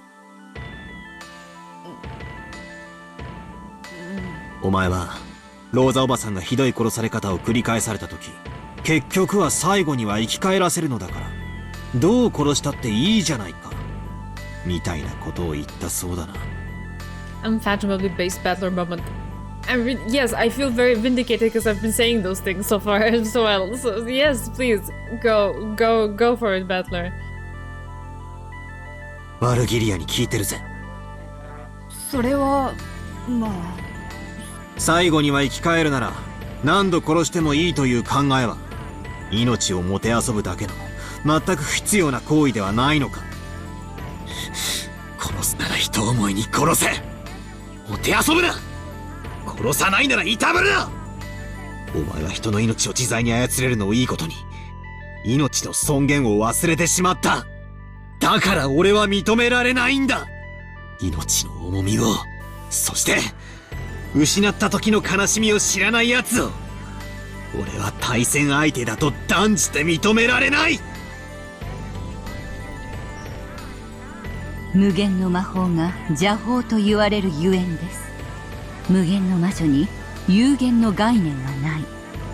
壊す、殺すという有限と終焉の概念がないのです。それゆえに無限の魔女は時に生と死の狭間をゴム跳びで遊ぶかのように、その行き来を遊び出すようになります。それはとてもとても恐ろしいことです。だから私は無限の魔女として自ら望み、あなたの域まで達しなかったのです。Virgilia had told Beato that countless times before, but Beato had been too young to obediently listen to those words. She had been too wild. She had been possessed by that detestable pleasure. 壺を割ってはならぬと言われてきた。でもだからこそいつか割ってみたいと思っていた。そして無限の魔法を得て、いくら壊しても好きなだけ元に直せると知った時、わらわは壺を壊すことがこれほどまでに楽しかったのかと。それを禁忌の蜜と呼びます。人はその中身に惹かれるのではない。それを封ずる錠前に惹かれるのです。実に嘆かわしいことです。ワルギリアに聞きたい。無限の魔法なんてものがどうしてあるんだ。Good question. それは何のためにこの世にあるんだ。無限の魔法に限らず、魔法はすべて人の世に幸福をもたらすために存在するのです。That's exactly what it has done through the hands of these latest two Beatrices. 今さらバトラ君には信じがたいでしょうが、私たち魔女は人の世に恵みを与えるために、人と人ならざる者たちとの架け橋になるべく修行。死者を繰り返し蘇らせ、何度もいじめ殺すことでどう人の世に役立つってんだ。大切な形見の壺が割れてしまった時、それを直すことで誰もが笑顔を取り戻すならば、私は何度でも魔法にて直すでしょう。しかしそれは壊すために直すのではありません。人に幸福を与えるために蘇らせるのです。だとしたらベアト、お前は無限の魔女。今俺は漠然と思ったことがある。どうして俺がお前とこんなおかしなゲームを延々と続けてるのかだ。これは俺を屈服させるためのゲームじゃない。お前が本当の意味で無限の魔女に認められるための試験ではないのかってな。Battler put Beatrice in check without even playing anything related to the latest murder. Holy heck! What a switcheroo! Yes! That chessboard was flipped and all of the pieces flew out. Jesus Christ. 知らぬわ。わらわがそなたにゲームを申し込んでいるのは、単なる暇つぶしだ。That's such a flimsy excuse, though. 誰の思惑でもないわ。俺は今ワルギリアからの魔女の定義を聞いた。それによるならばベアト、お前は魔女ですらない。その修行の途中で自らの力を誤解した見習いってことになる。これは魔女と人間の戦いのはず。ならば魔女でないお前に俺の相手としての資格はない。わかるな。わらわがまだ見習い風情だと申すか。ならばわらわはいつそなたの対戦相手だと再び認められるのか。いつこのゲームを再開できるというのか。さあな。それは少なくとも今じゃない。お前が俺の言った話をちゃんと理解できて本当の魔女になった時、俺はお前を再びゲームの対戦相手だと認めるだろうよ。そのような抽象的な言い方ではわからぬ。Beatrice training arc? Oh lord. どうすればお前の許しを超えるのか、はっきりと聞かせよ。いいや、これで十分だ。あとはお前が考えろ。俺が言いたいのは以上だ。理解ができないならワルギリアやロノウェに相談してみろ。お前みたいなガキンチョはまず大人の言葉に耳を傾けるところから始めやがれ。ワルギリア、ゲームは一度中断する。ロノウェが代行を降りた以上、あとはベアトが対局者としてふさわしい資格を持つのを待つしかない。了解しました。ベアトがその資格を得たと認められるまでゲームを対局者不在のまま進行させます。ベアトもそれでよろしいですね。異論はない。わらわは時間とゆっくり考えられる場所が欲しい。これにて席を外してもよいか。ああ、いいぜ。それではまたの。待てよ。そうしょぼくれた顔すんな。それはすまぬな。わらわは胸の内が全て顔に出る勝負。偽れぬ。ならまだ構成の余地はあるってことだぜ。一つだけ約束する。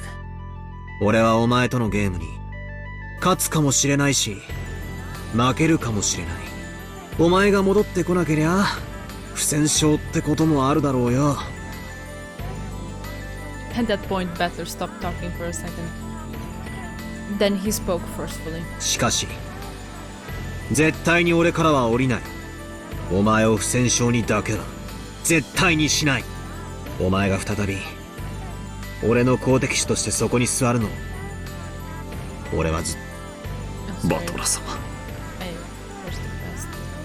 ありがとうなバトラー。わらわはきっとそなたに認められて戻ってくるぞ。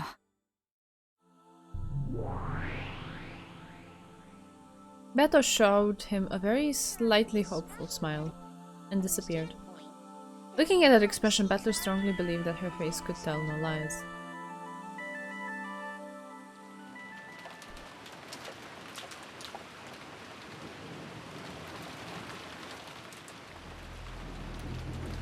Oof, the 7 survivors returned to the guest house once again. By now it was clear that those who went outside would not be able to return alive. Did you at least bring some food, since you went all the way to the mansion anyway? Rudolph's group had gone out holding 2 guns and 1 master key, but those had been lost. It was more than clear by now that they had been stolen by the culprit.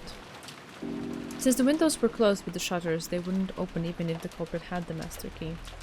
They sealed the front door and all other doors to the outside with chains, and further blocked them with sofas and tables. Even if the culprit decided to break in through violent means, it wouldn't be easy for them. 台風が今となってはむしろ幸いかもしれんな。もしも晴れていたならゲストハウスに放火するという手もあり得たかもしれん。そもそも台風でなかったなら午前中に船が来てたわ。それを不幸中の幸いと言えるかは微妙ね。エヴァさん、体の具合はいかがですか？無理をされないようにしてください。ありがとう。熱はまだ感じるけど、そんなことを言ってる場合じゃないわ。子供のためにも。今は寝込んでる場合じゃない。After crying so much over the Hideyoshi's body, Eva had now gained a strong self-awareness that she was a mother, and her expression conveyed a strong will. Actually, her fever still hadn't gone down, and she was aware of that. Whenever she wasn't galvanizing herself, she felt the fever starting to make her mind hazy again. By this point, the first floor was the final line of defense made by Kraus, Natsuki, and Eva.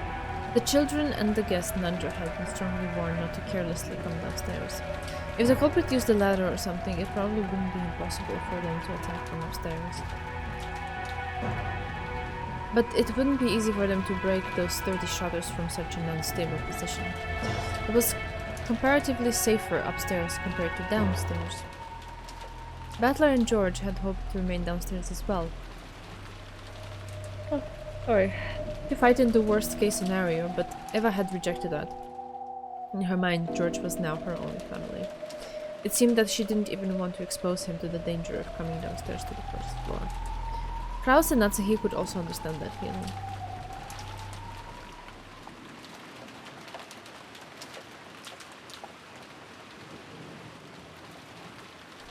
A great deal of time had now passed since they once again barricaded themselves in.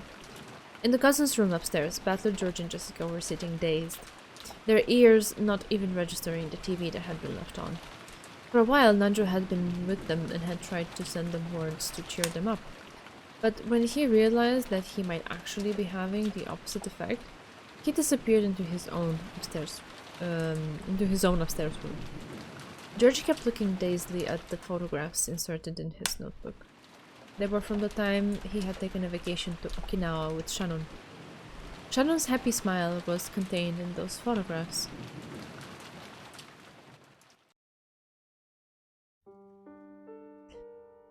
George could remember the temperature and the humidity, the warmth and strength of the wind, and even that he had been talking about what he had been talking about with her at the time those photos had been taken, as clearly as though it had been yesterday. So to George, they weren't simply photos, but a door to bring back warm memories. In this room, even though the sound of the typhoon and the TV should have entered George's hearing, it was the scenery of Okinawa he had seen with her and her laughing voice that reached his eyes and his ears. Shannon got mentioned, yeah! I miss her. After meeting Shannon, George had made the decision to be reborn. He had sworn to separate himself from the timid person he had once been. Easily caught up in the atmosphere, unable to refuse a request, and easily used by those around him. He had resolved himself to become a strong man who would make her life even more joyous. So, if he hadn't met Shannon, the man called Ushiromiya George would probably have lived a very different life. And the George of that different life surely wouldn't have been as excellent a man as he now was. The way he was now, he was for the sake of Shannon. But if that same Shannon was now gone, he found himself wondering why he exists. Isn't it completely meaningless? A deep, deep sadness as though he himself had become empty. That feeling had tormented him the whole time. However, until Battler had told him, he hadn't been aware of the feeling himself. He finally remembered that he should have cried much, much more. So he had cried. Just like Battler, he had cried himself dry. By now his eyes were bright red and swollen, and he could not cry anymore. So George did his best to change his way of thinking. He decided to think that he was not meaningless, that he should be grateful to Shannon for giving him such a character. Dead lives are not revived. he would have to get over being separated from his beloved. If he were to come after Shannon by killing himself, she would surely be deeply dejected. It would be the same as the other way around, too.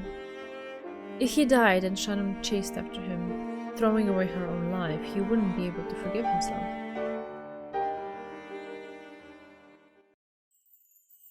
So he chose to surpass his emotions of sadness and anger, and decided to thank her. Meeting Shannon had made his days rich and full, and had taught him the meaning of working hard for other people's sakes. As a result, she had shaped him into the person he had wanted to be. He thought he should thank her for that. By doing that, he tried to quell his sadness. But each time he did, he remembered Shannon's smile. He knew it logically. He understood that grieving any more than this would only make her grieve in heaven. Yet he couldn't stop his sadness.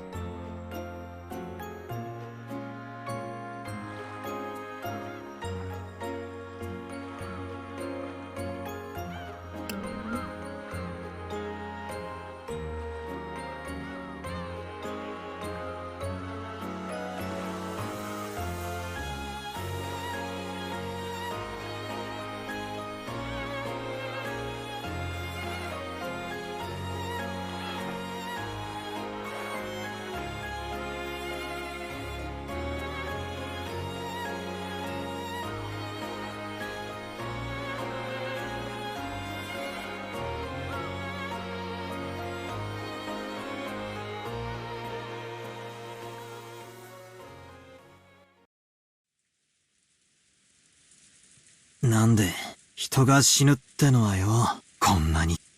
Oh, sorry. I have a bit of a trigger finger case this evening. Sorry. なんで人が死ぬってのはよ、こんなに悲しいんだろうな。Oh, really? Oh, nice. It's cool that stream could coincide with that day. Very cool. Battler muttered. It was as though he was speaking on behalf of all humans. He probably hadn't been asking anyone, but Jessica answered. 別れはどんな形でもいつも悲しいさ。でもそれが例えば老いであるとか何かの時間であるとかあらかじめ約束されていていつか訪れる別れであると分かっているものはその悲しみを長い時間をかけてあらかじめ薄めておくことができる。それを許されないから突然の不幸は悲しいんだろうよ。なるほどな。そりゃ病気にでもかかって何年も昏睡状態になってりゃ少しずつ心の整理もついてくだろうけど、ある日突然じゃその暇もねえもんな。本来なら数年をかけて薄めるべき悲しみが一度に押し寄せる。そりゃ辛いわけさ。時には人の生涯に傷を残すほど深い悲しみを与えることもあるかもしれない。生涯に傷を残すほどか。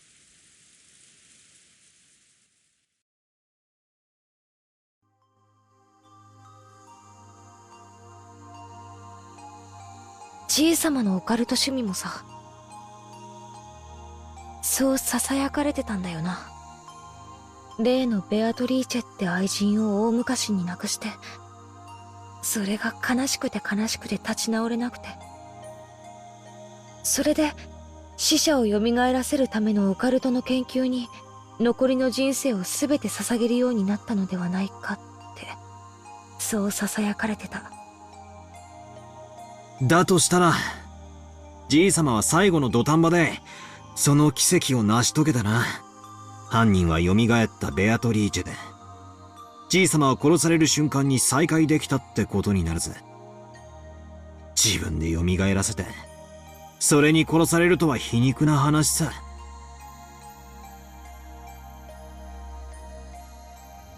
それでもおじいさまは会えたんだろうね。人生の半分を落として、もう一度会いたいと願った女性に。Yeah, the song is really pretty. わずかなひとときとはいえ、再会できたんだろうね。丸焼きにされちまったけどな。Quite literally. 人生の半分をかけた研究にしては、ちょいと割の合わない成果だろうぜ。そんなことはないよ。たとえほんのひとときであったとしても、愛した女性に再会できたおじいさまは、幸せだったはずさ。仮に、生命の摂理に逆らった罪を、神に咎められて、その身を焼かれ、地獄に落とされたとしても、その見返りの再会が、ほんのわずかな時間だったとしてもね。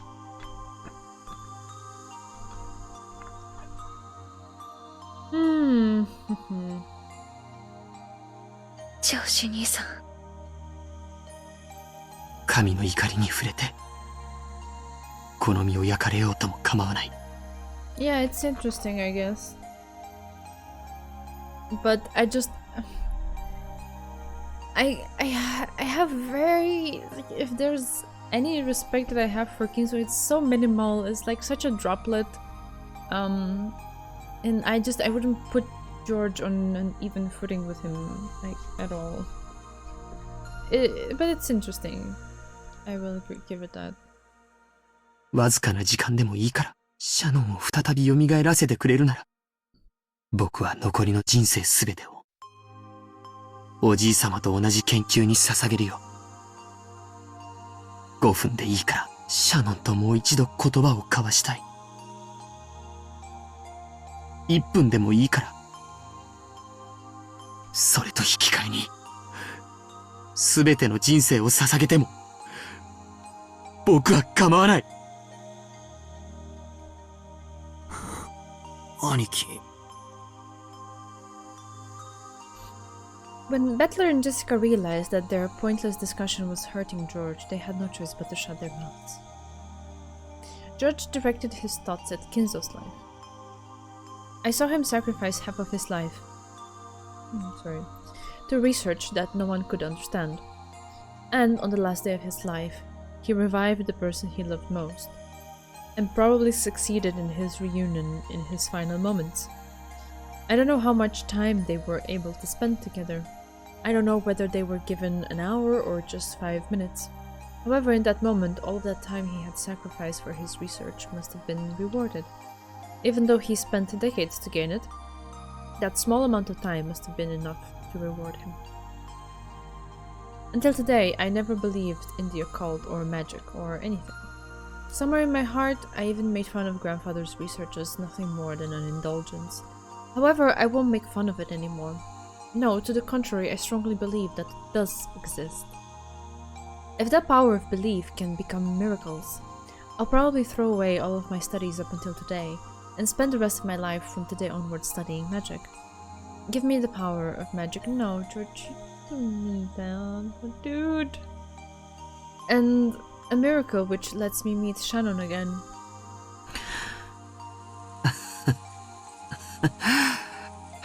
ごめんよみんな。僕もどうかしてる。魔法で死者が蘇るくらいだったら、世界中の人々が魔法を学ぶだろうね。でも、現実にはそんなことはない。誰も学ばない。死者が魔法では蘇らないって知っているから。ごめんよ。妙なことを言い出して。僕のせいでおかしな空気になっちゃったね。みんなだって辛いだろうに。気を使わせてごめん。Even though I did it to divert myself from my sadness, maybe I did say something strange. If I keep talking about something so weird, I'm sure it won't heal their sadness. But even so, that doesn't mean that I can withstand this silence.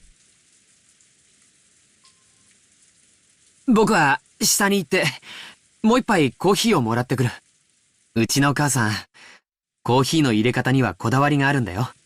みんなもおかわりはいるかい？ Butler-kun and Jessica-chan lightly shook their heads. Without being any more persistent than that, I took my mug and left the room. I did visit Dr. Nanjo's room to ask whether he wanted any more coffee as well, but he too said that he didn't want any more. It seemed as though my mother's orthodox method of making coffee wasn't universally appreciated. One time I had Shannon drink some that I brewed by that method, but she told me that while it was delicious, it was a little strong, if I remember her words. Shannon. It's no good. Even though I left the room to change my mood, that image of Shannon's face that's filling my head hadn't faded in the slightest. The fun days I shared with her were becoming more and more vivid, and I felt saddened that I was not even allowed to see her dead face. According to our parents, it seems as though she was killed with something like a gun or a spear. I'm sure they were just trying to console me, but they had said that her face in death had been very beautiful and peaceful. I wonder if she's wearing the engagement ring I gave her last night. If she accepted my engagement, she should have it on the right finger of her left hand. Last night our heads were both full of each other and we weren't composed at all. Shannon had accepted the engagement semi-boldly, but she might have regretted that as a rash action once she cooled her head. She might have taken the ring off. I wonder if she has the ring on now. Okay. I at least want to be sure of that much. What does that mean? Are you gonna go check on the body? I forgot what they did with the bodies from the first Twilight. I want to know her final feelings. However, if I do check that, it's not as if she'll be revived. I wonder what will happen to her body. After the autopsy, it will probably be immediately cremated. Then I'll never be able to see her face, even her dead face, for all eternity. 僕はシャノンを失ったショックで少しおかしくなってるのかな。I don't want Shannon's body to be burned. If she's burned, she'll turn to ash, and never again will it be possible for her to revive. They say that cremation is disliked in Western tradition, because on the day of resurrection there would be nobody to revive. Because of that, it seems that great criminals in Western history were often cremated after execution as a punishment, and their ashes were sometimes scattered in rivers and such. In other words, to Western people, death is nothing more than a sleep until the resurrection. It is essential that the corpse is left after death. Is it though? Like, I come from a culture where we don't really cremate people, but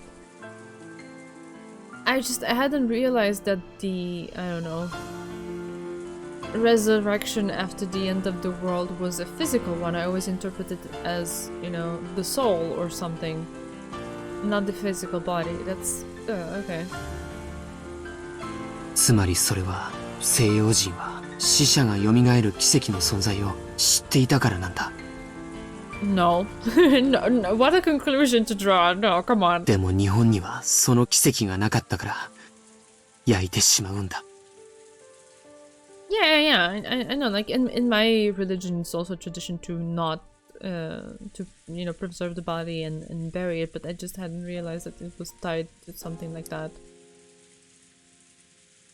Interesting.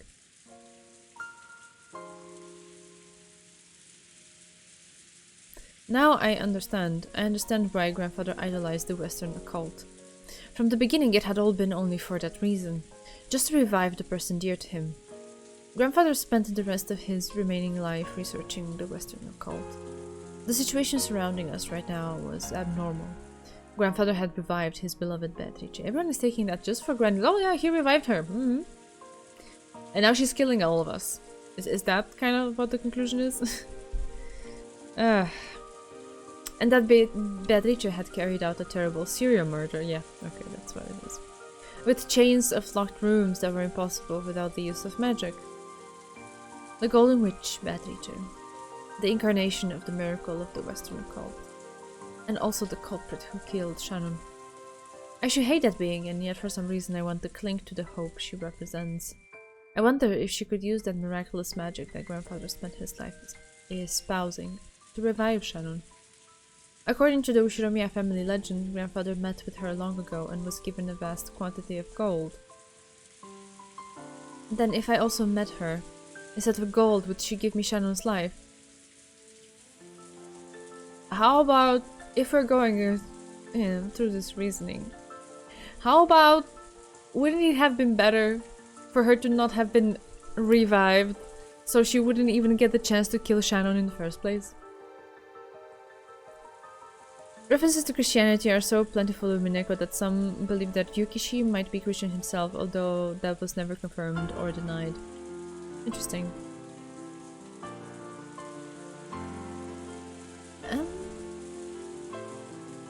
Maybe he had some knowledge of it, or maybe some contact with it. He doesn't necessarily have to be Christian to comment on it. Also because it's something that's so prevalent in, like, just generally speaking in the world. Is so widespread.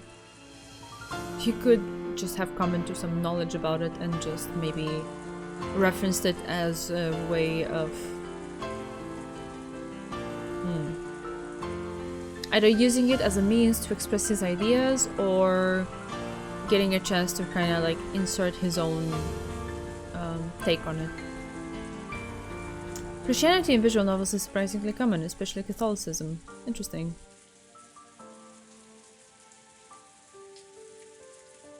In return, she could impose any kind of devil's contract. How about not killing her in the first place? But okay, I get it.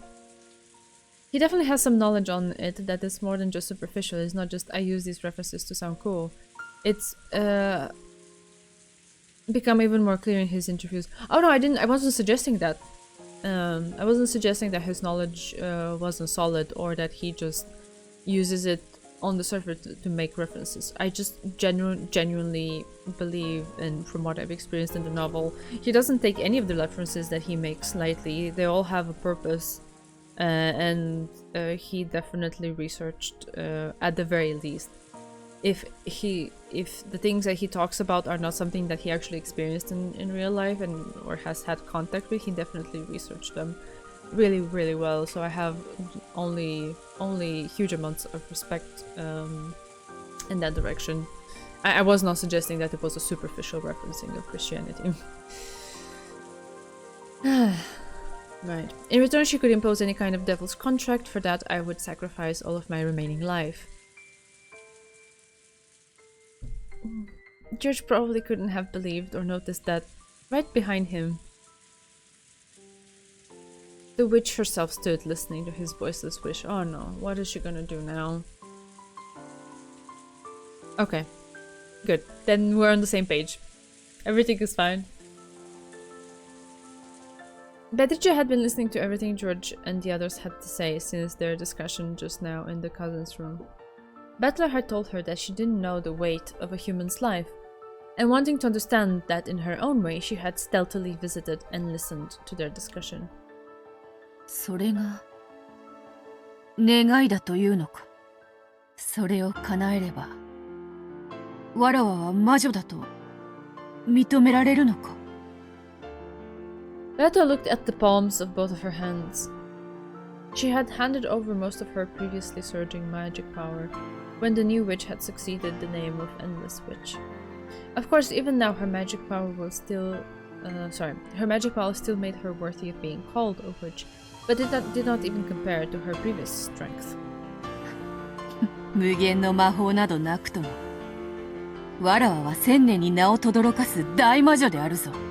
死者を蘇らすなど、造作もないことよ。Inside her head, she thought about several magical methods for reviving the dead. Even magic that she could do easily in the past would be difficult with her current magic power. She thought of something, then clicked her tongue and repeated this several times. In the end, she finally thought of a single spell. But that was a spell that she couldn't use by herself. It was a spell that witches with weak power used that relied on the aid of others. In the past, Beato had looked down upon that type of magic. Therefore, she frantically tried to think of it. To think if there wasn't any other possible spell. But in the end, she couldn't think of one and slumped over in self-derision. And then, careful not to surprise him, she softly called out. Softly, to George's heart.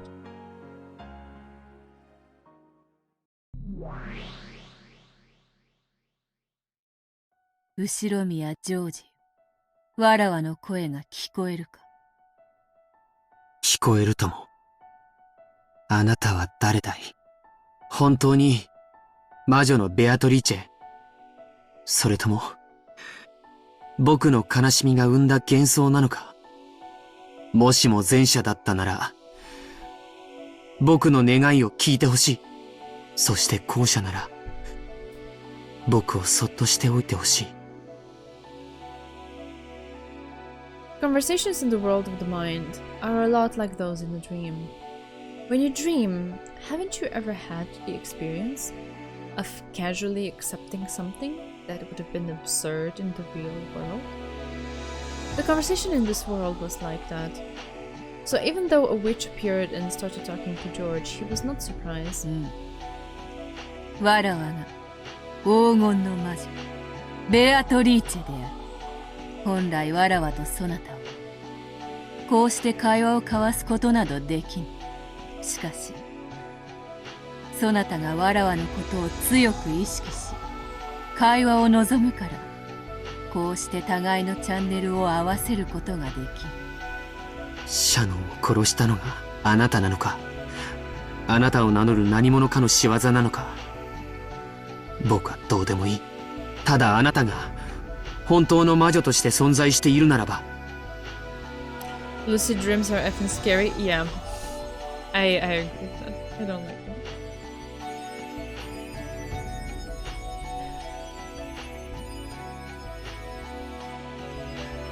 どんな対価にも応じる。僕の命を望むなら今すぐに捧げてもいい。どうかシャノンを生き返らせてほしい。それが無理ならせめてわずかの間話をさせてくれるだけでもいい。お願いだ。対価はいらぬ。その願い叶えて使わせる。本当に本当にシャノンを。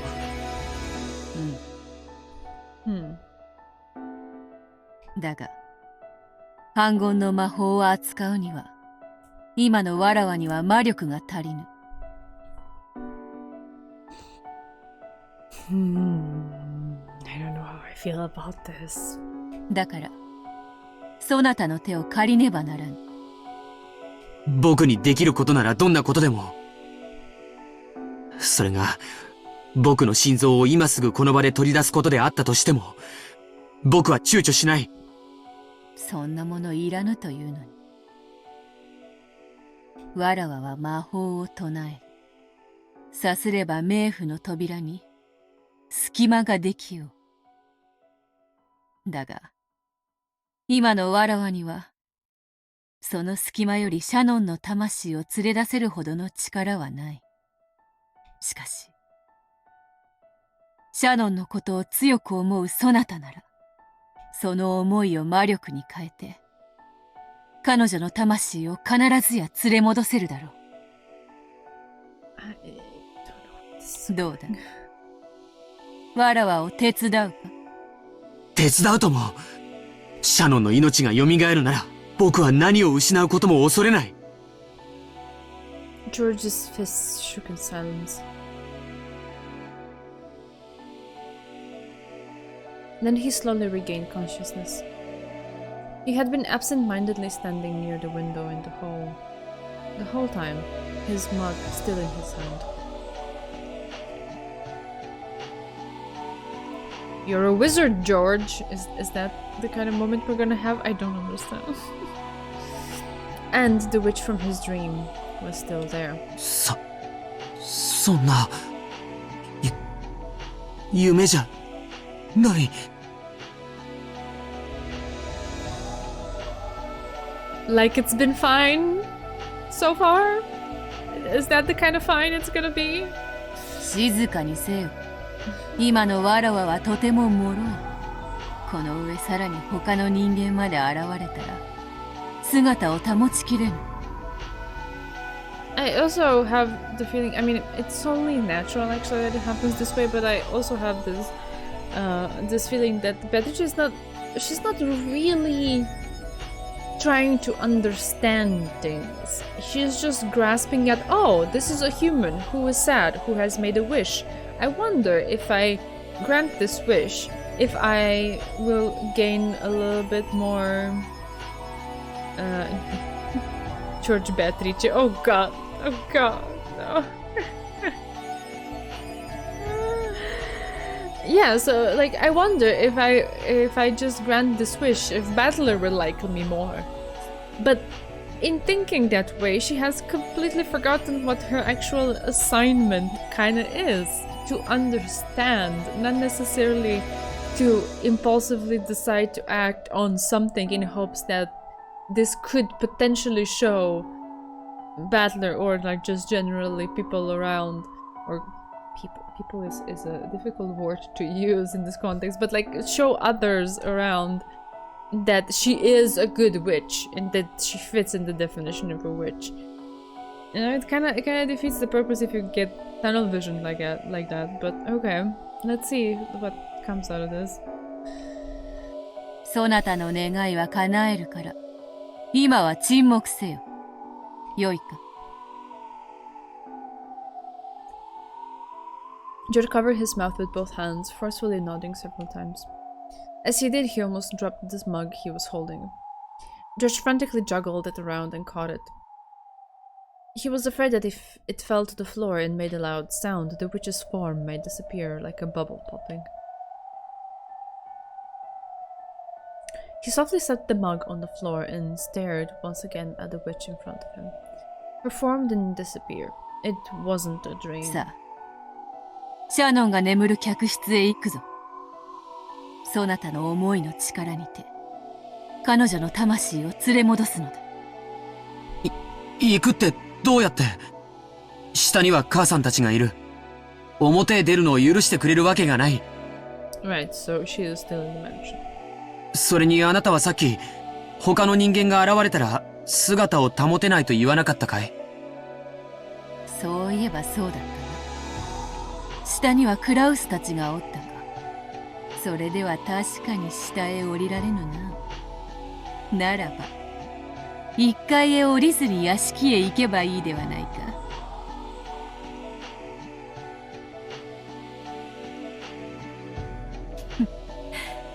簡単な話よ。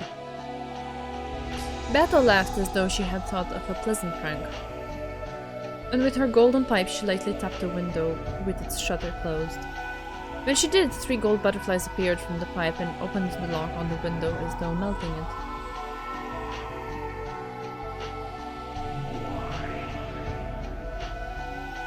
Then the window opened without a sound.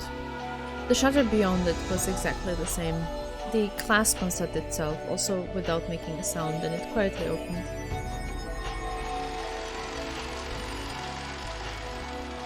The window opened, exposing the wind and rain outside the mansion. Perhaps because of the direction or something related to the construction of the building, the wind did not blow inside.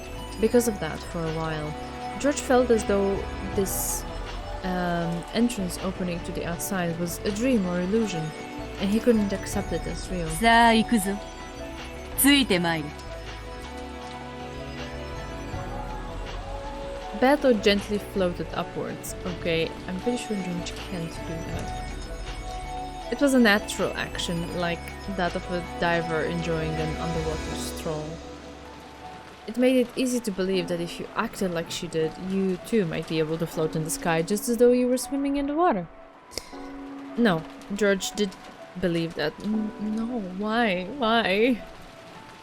So without thinking, just as she had done, he also gently, as though swimming in the water, he moved his feet. Oh,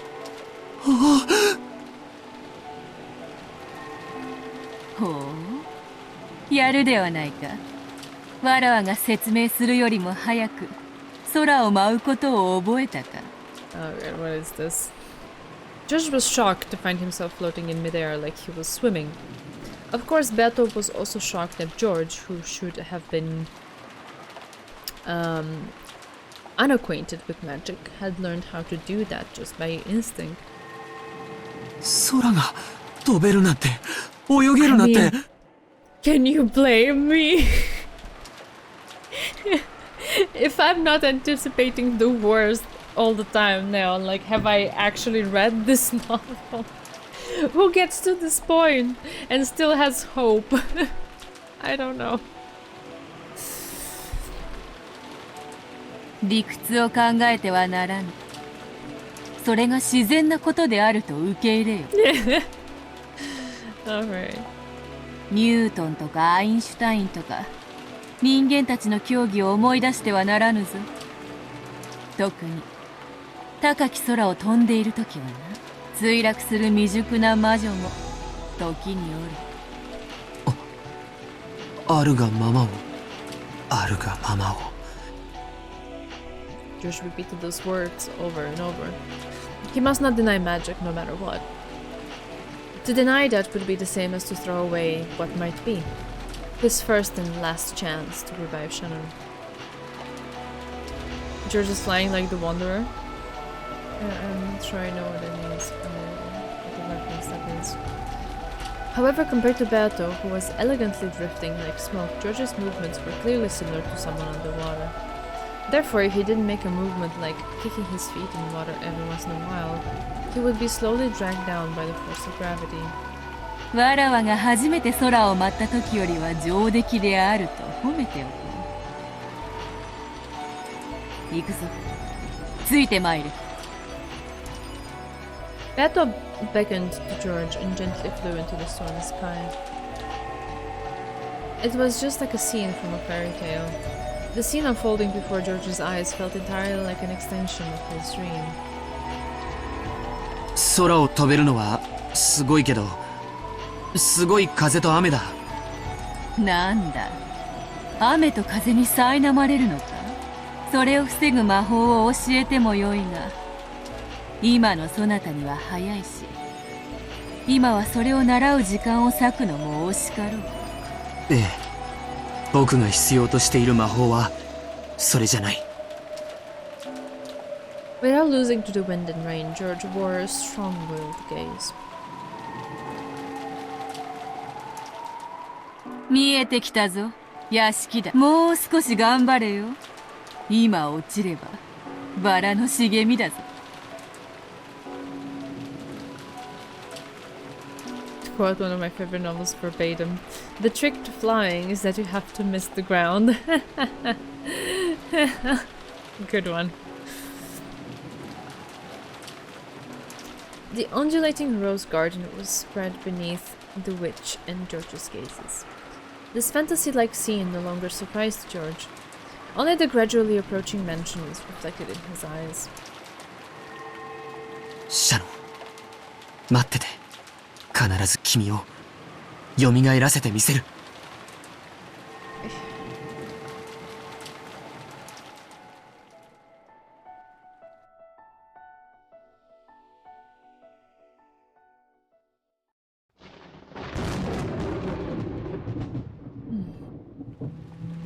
Meanwhile, the cruel new witch could be seen staring at the guest house from a different location. Oh no, what is she plotting? あと残すは第7第8の番だけね。あと2人で先代のババアの義理はおしまいだわ。クラウスと夏日を殺す。夫婦仲良くね。にひ、標的はどうかに？ゲストハウス1階ロビーにて標的2名と後ろ宮エヴァを捕捉。反魔法力測定。410へデータリンク。410データ受領。反魔法力は極めて小。Yeah, we met them tonight. Very, very interesting. I just, my mind can't. I can't keep my mind from wondering if they're gonna constantly one-up these things, and just how much further will the madness go?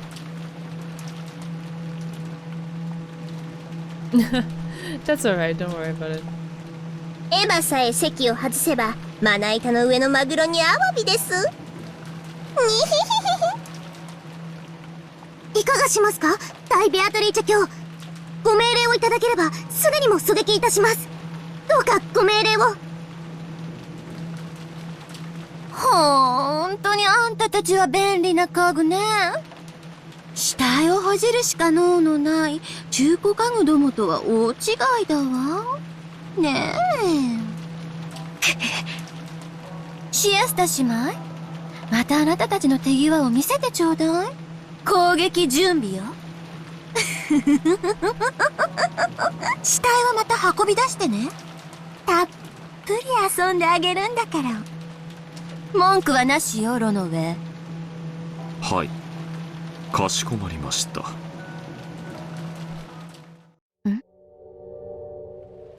At that time, the witch noticed something wrong. As though some presence had disappeared. Was it her imagination? 今、何か気配を感じなかった？誰か感じた人いる？申し訳ありません。私は何も気づきませんでした。お許しを。私たち、ゲストハウスを観測中でしたから、周辺監視はオフにしてます。にひ。ルシファーちゃんは何か気配感じた？ For an instant, Lucifer sent a glance at Ronoe, questioning whether she should answer honestly or not. Ronoe gave a small nod in response. いいえ、申し訳ございません、ベアトリーチェ様。私たちは何も。中古家具ゆえ、愚鈍なことをお許しください。What are you plotting, Ronoe? You wouldn't honestly say that. You would not. I don't believe you for a second. そう。大悪魔のあなたがそう言うなら、きっと私の気のせいなんでしょうね。The witch stared persistently in the direction the presence had disappeared to. That was the direction of the rose garden. And beyond that she could see the mansion's dark silhouette created by lightning. It took her quite some time before she pushed her unsatisfied feelings aside, and once again turned to face the guest house. Hi.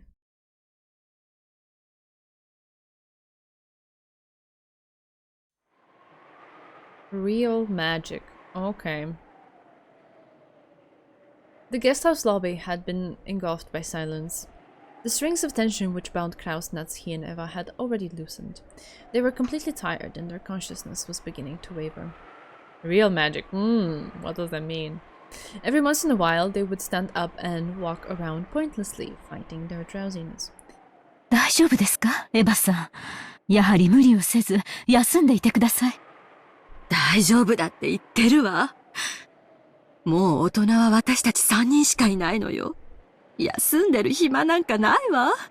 石にかじりついてでも、ここを死守するわよ。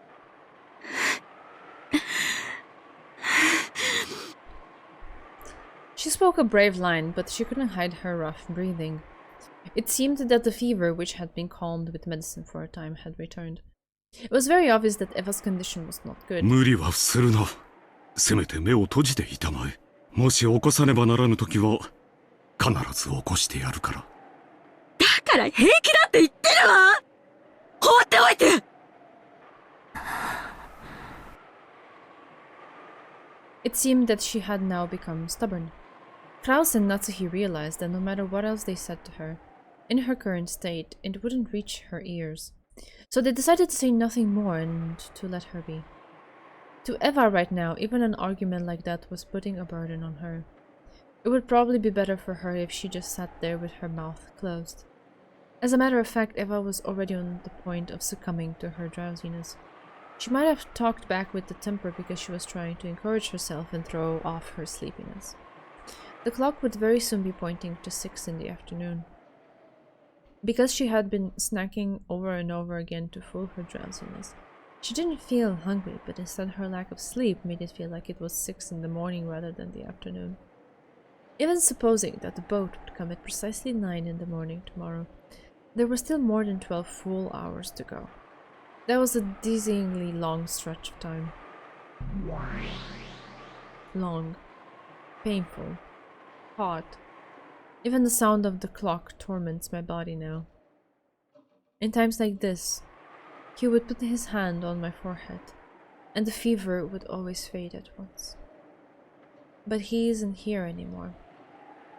As Eva's mind grew foggy, she was once again gripped by a deep sadness. She had already cried herself dry. Even so, the sadness from losing her beloved husband had not been exhausted. 私は間違っていたんだわ。どうして？ Originally, the new witch had been the same being as Eva. If Eva talked to her, she would always respond. 私は後宮家の当主の座さえ得られれば、それで満足のはずだった。それが、あの黄金の山を見た途端に欲が増えたの。At least you're self-aware, that's something. あの黄金の山を独り占めしたい気持ちに駆られた。それは恥じることでも何でもないわ。だって、後宮家の当主として当然の権利じゃない。他の誰にも黄金の一かけらだって譲るものかってのよ。私がその誘惑に囚われたから、あなたが生まれてしまったんだわ。あなたは、私の少女時代の心であると同時に、自分勝手でしかない、私のよこしまな心でもあった。そのあなたが、あの黄金の山によって芽生えた私の愚かな欲望のせいで、私の胸という卵の殻を破り、この世に生まれ出てしまった。あなたを産んだのは私の責任。なら、私が殺したローザとマリアも、そして、ルドルフとキリエと秀吉もあなたの責任ってことになるわ。どうしてうちの人まで殺したのよ。どうして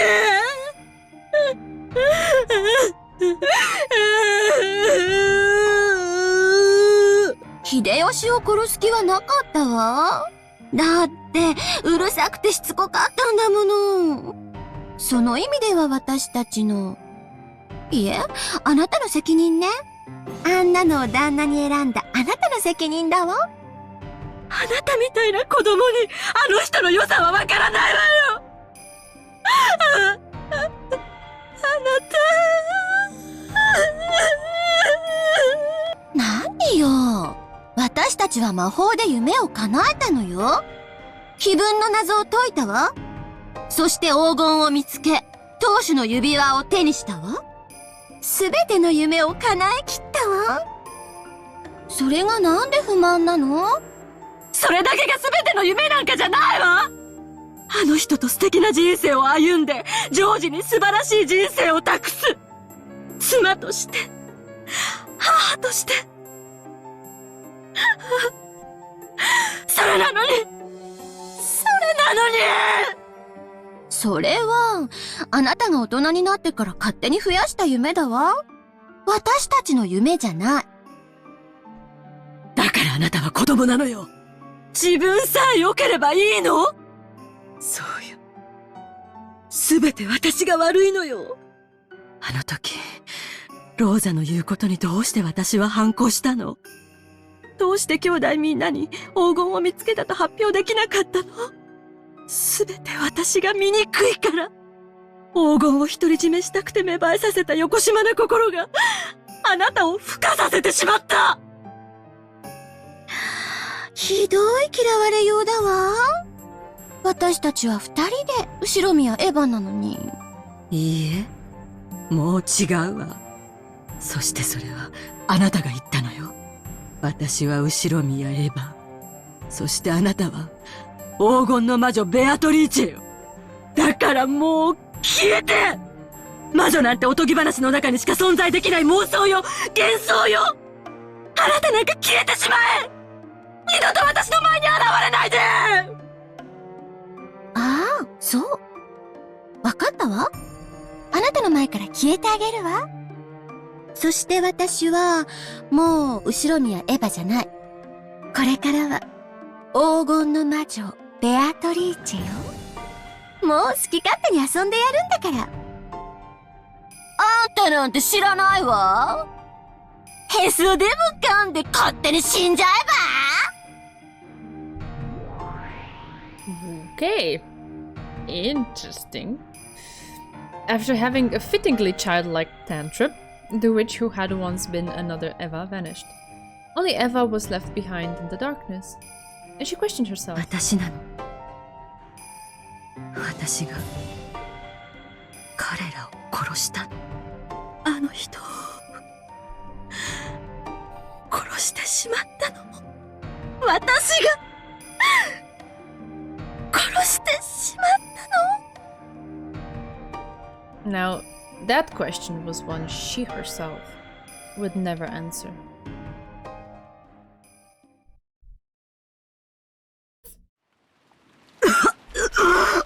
How do you interpret this into reality? I do not know. I think this question came up in previous streams as well.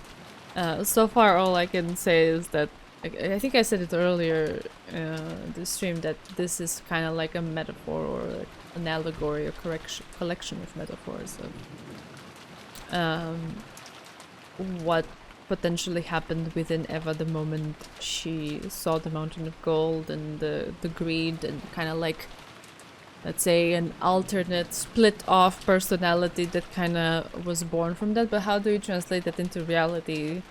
Is like Eva now like switching from one personality to the other and not remembering what the other is doing, but also how could this be explained when we were shown very explicitly that her and Hideyoshi were in the room when the murders were taking place? I don't know, I'm stumped. What do you mean? That was reality. It was magic. Ooh. I don't know. I don't know. It's it kind of falls in the category of a lot of things that were shown, let's say, as being part of the fantasy magic realm, and that I don't know if I'm supposed to interpret into reality or not, or like maybe some aspects of them I should drop and focus on some other, let's say, like essential or I don't know, the meaning behind them kind of thing. I don't know. Real magic, yes, yes. I finished Umineko, but it was difficult to interpret certain stuff into reality before receiving the answers later on. Still now it's a bit difficult. Well, if you finished it, but it's still difficult, like, imagine me, I'm just here in the dark, like, constantly asking myself what I'm supposed to do with these. Yeah. I think actually this is a good place to make a save and leave it here for tonight.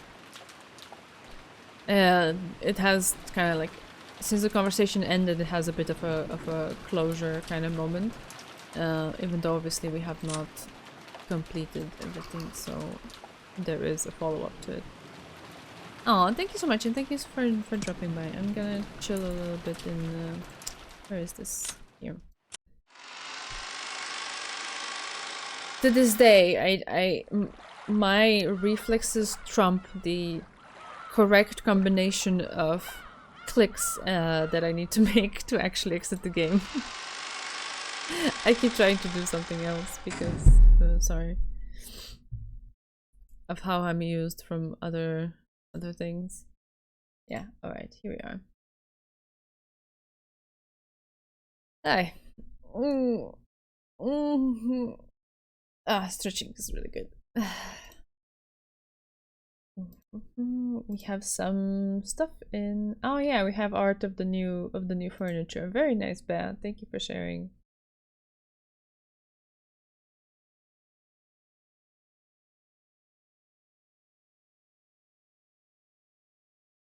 And cosplay. Oh, that's so cute.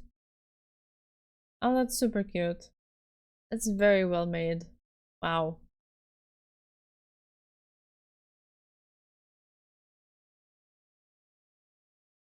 Ten out of 10. Very nice. I'm quite enthralled by their skirts or half skirts. I don't even know what to call them.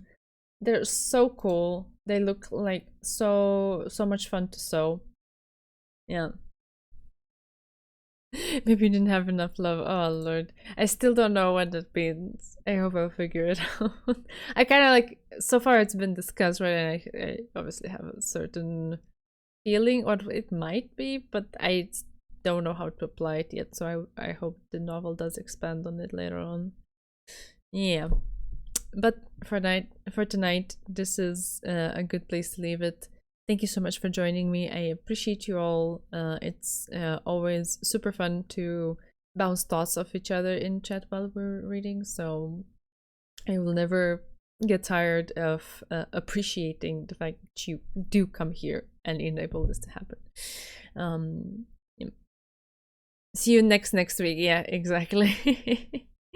Yeah, so next week I'm taking a break from streaming. I already updated the schedule in the Twitch kind of thing. There's a tab called schedule. It's in vacation mode for next week, and I will remove it from the stream elements thingy underneath the stream as well, so that it doesn't say that there's a next stream schedule, because it's not.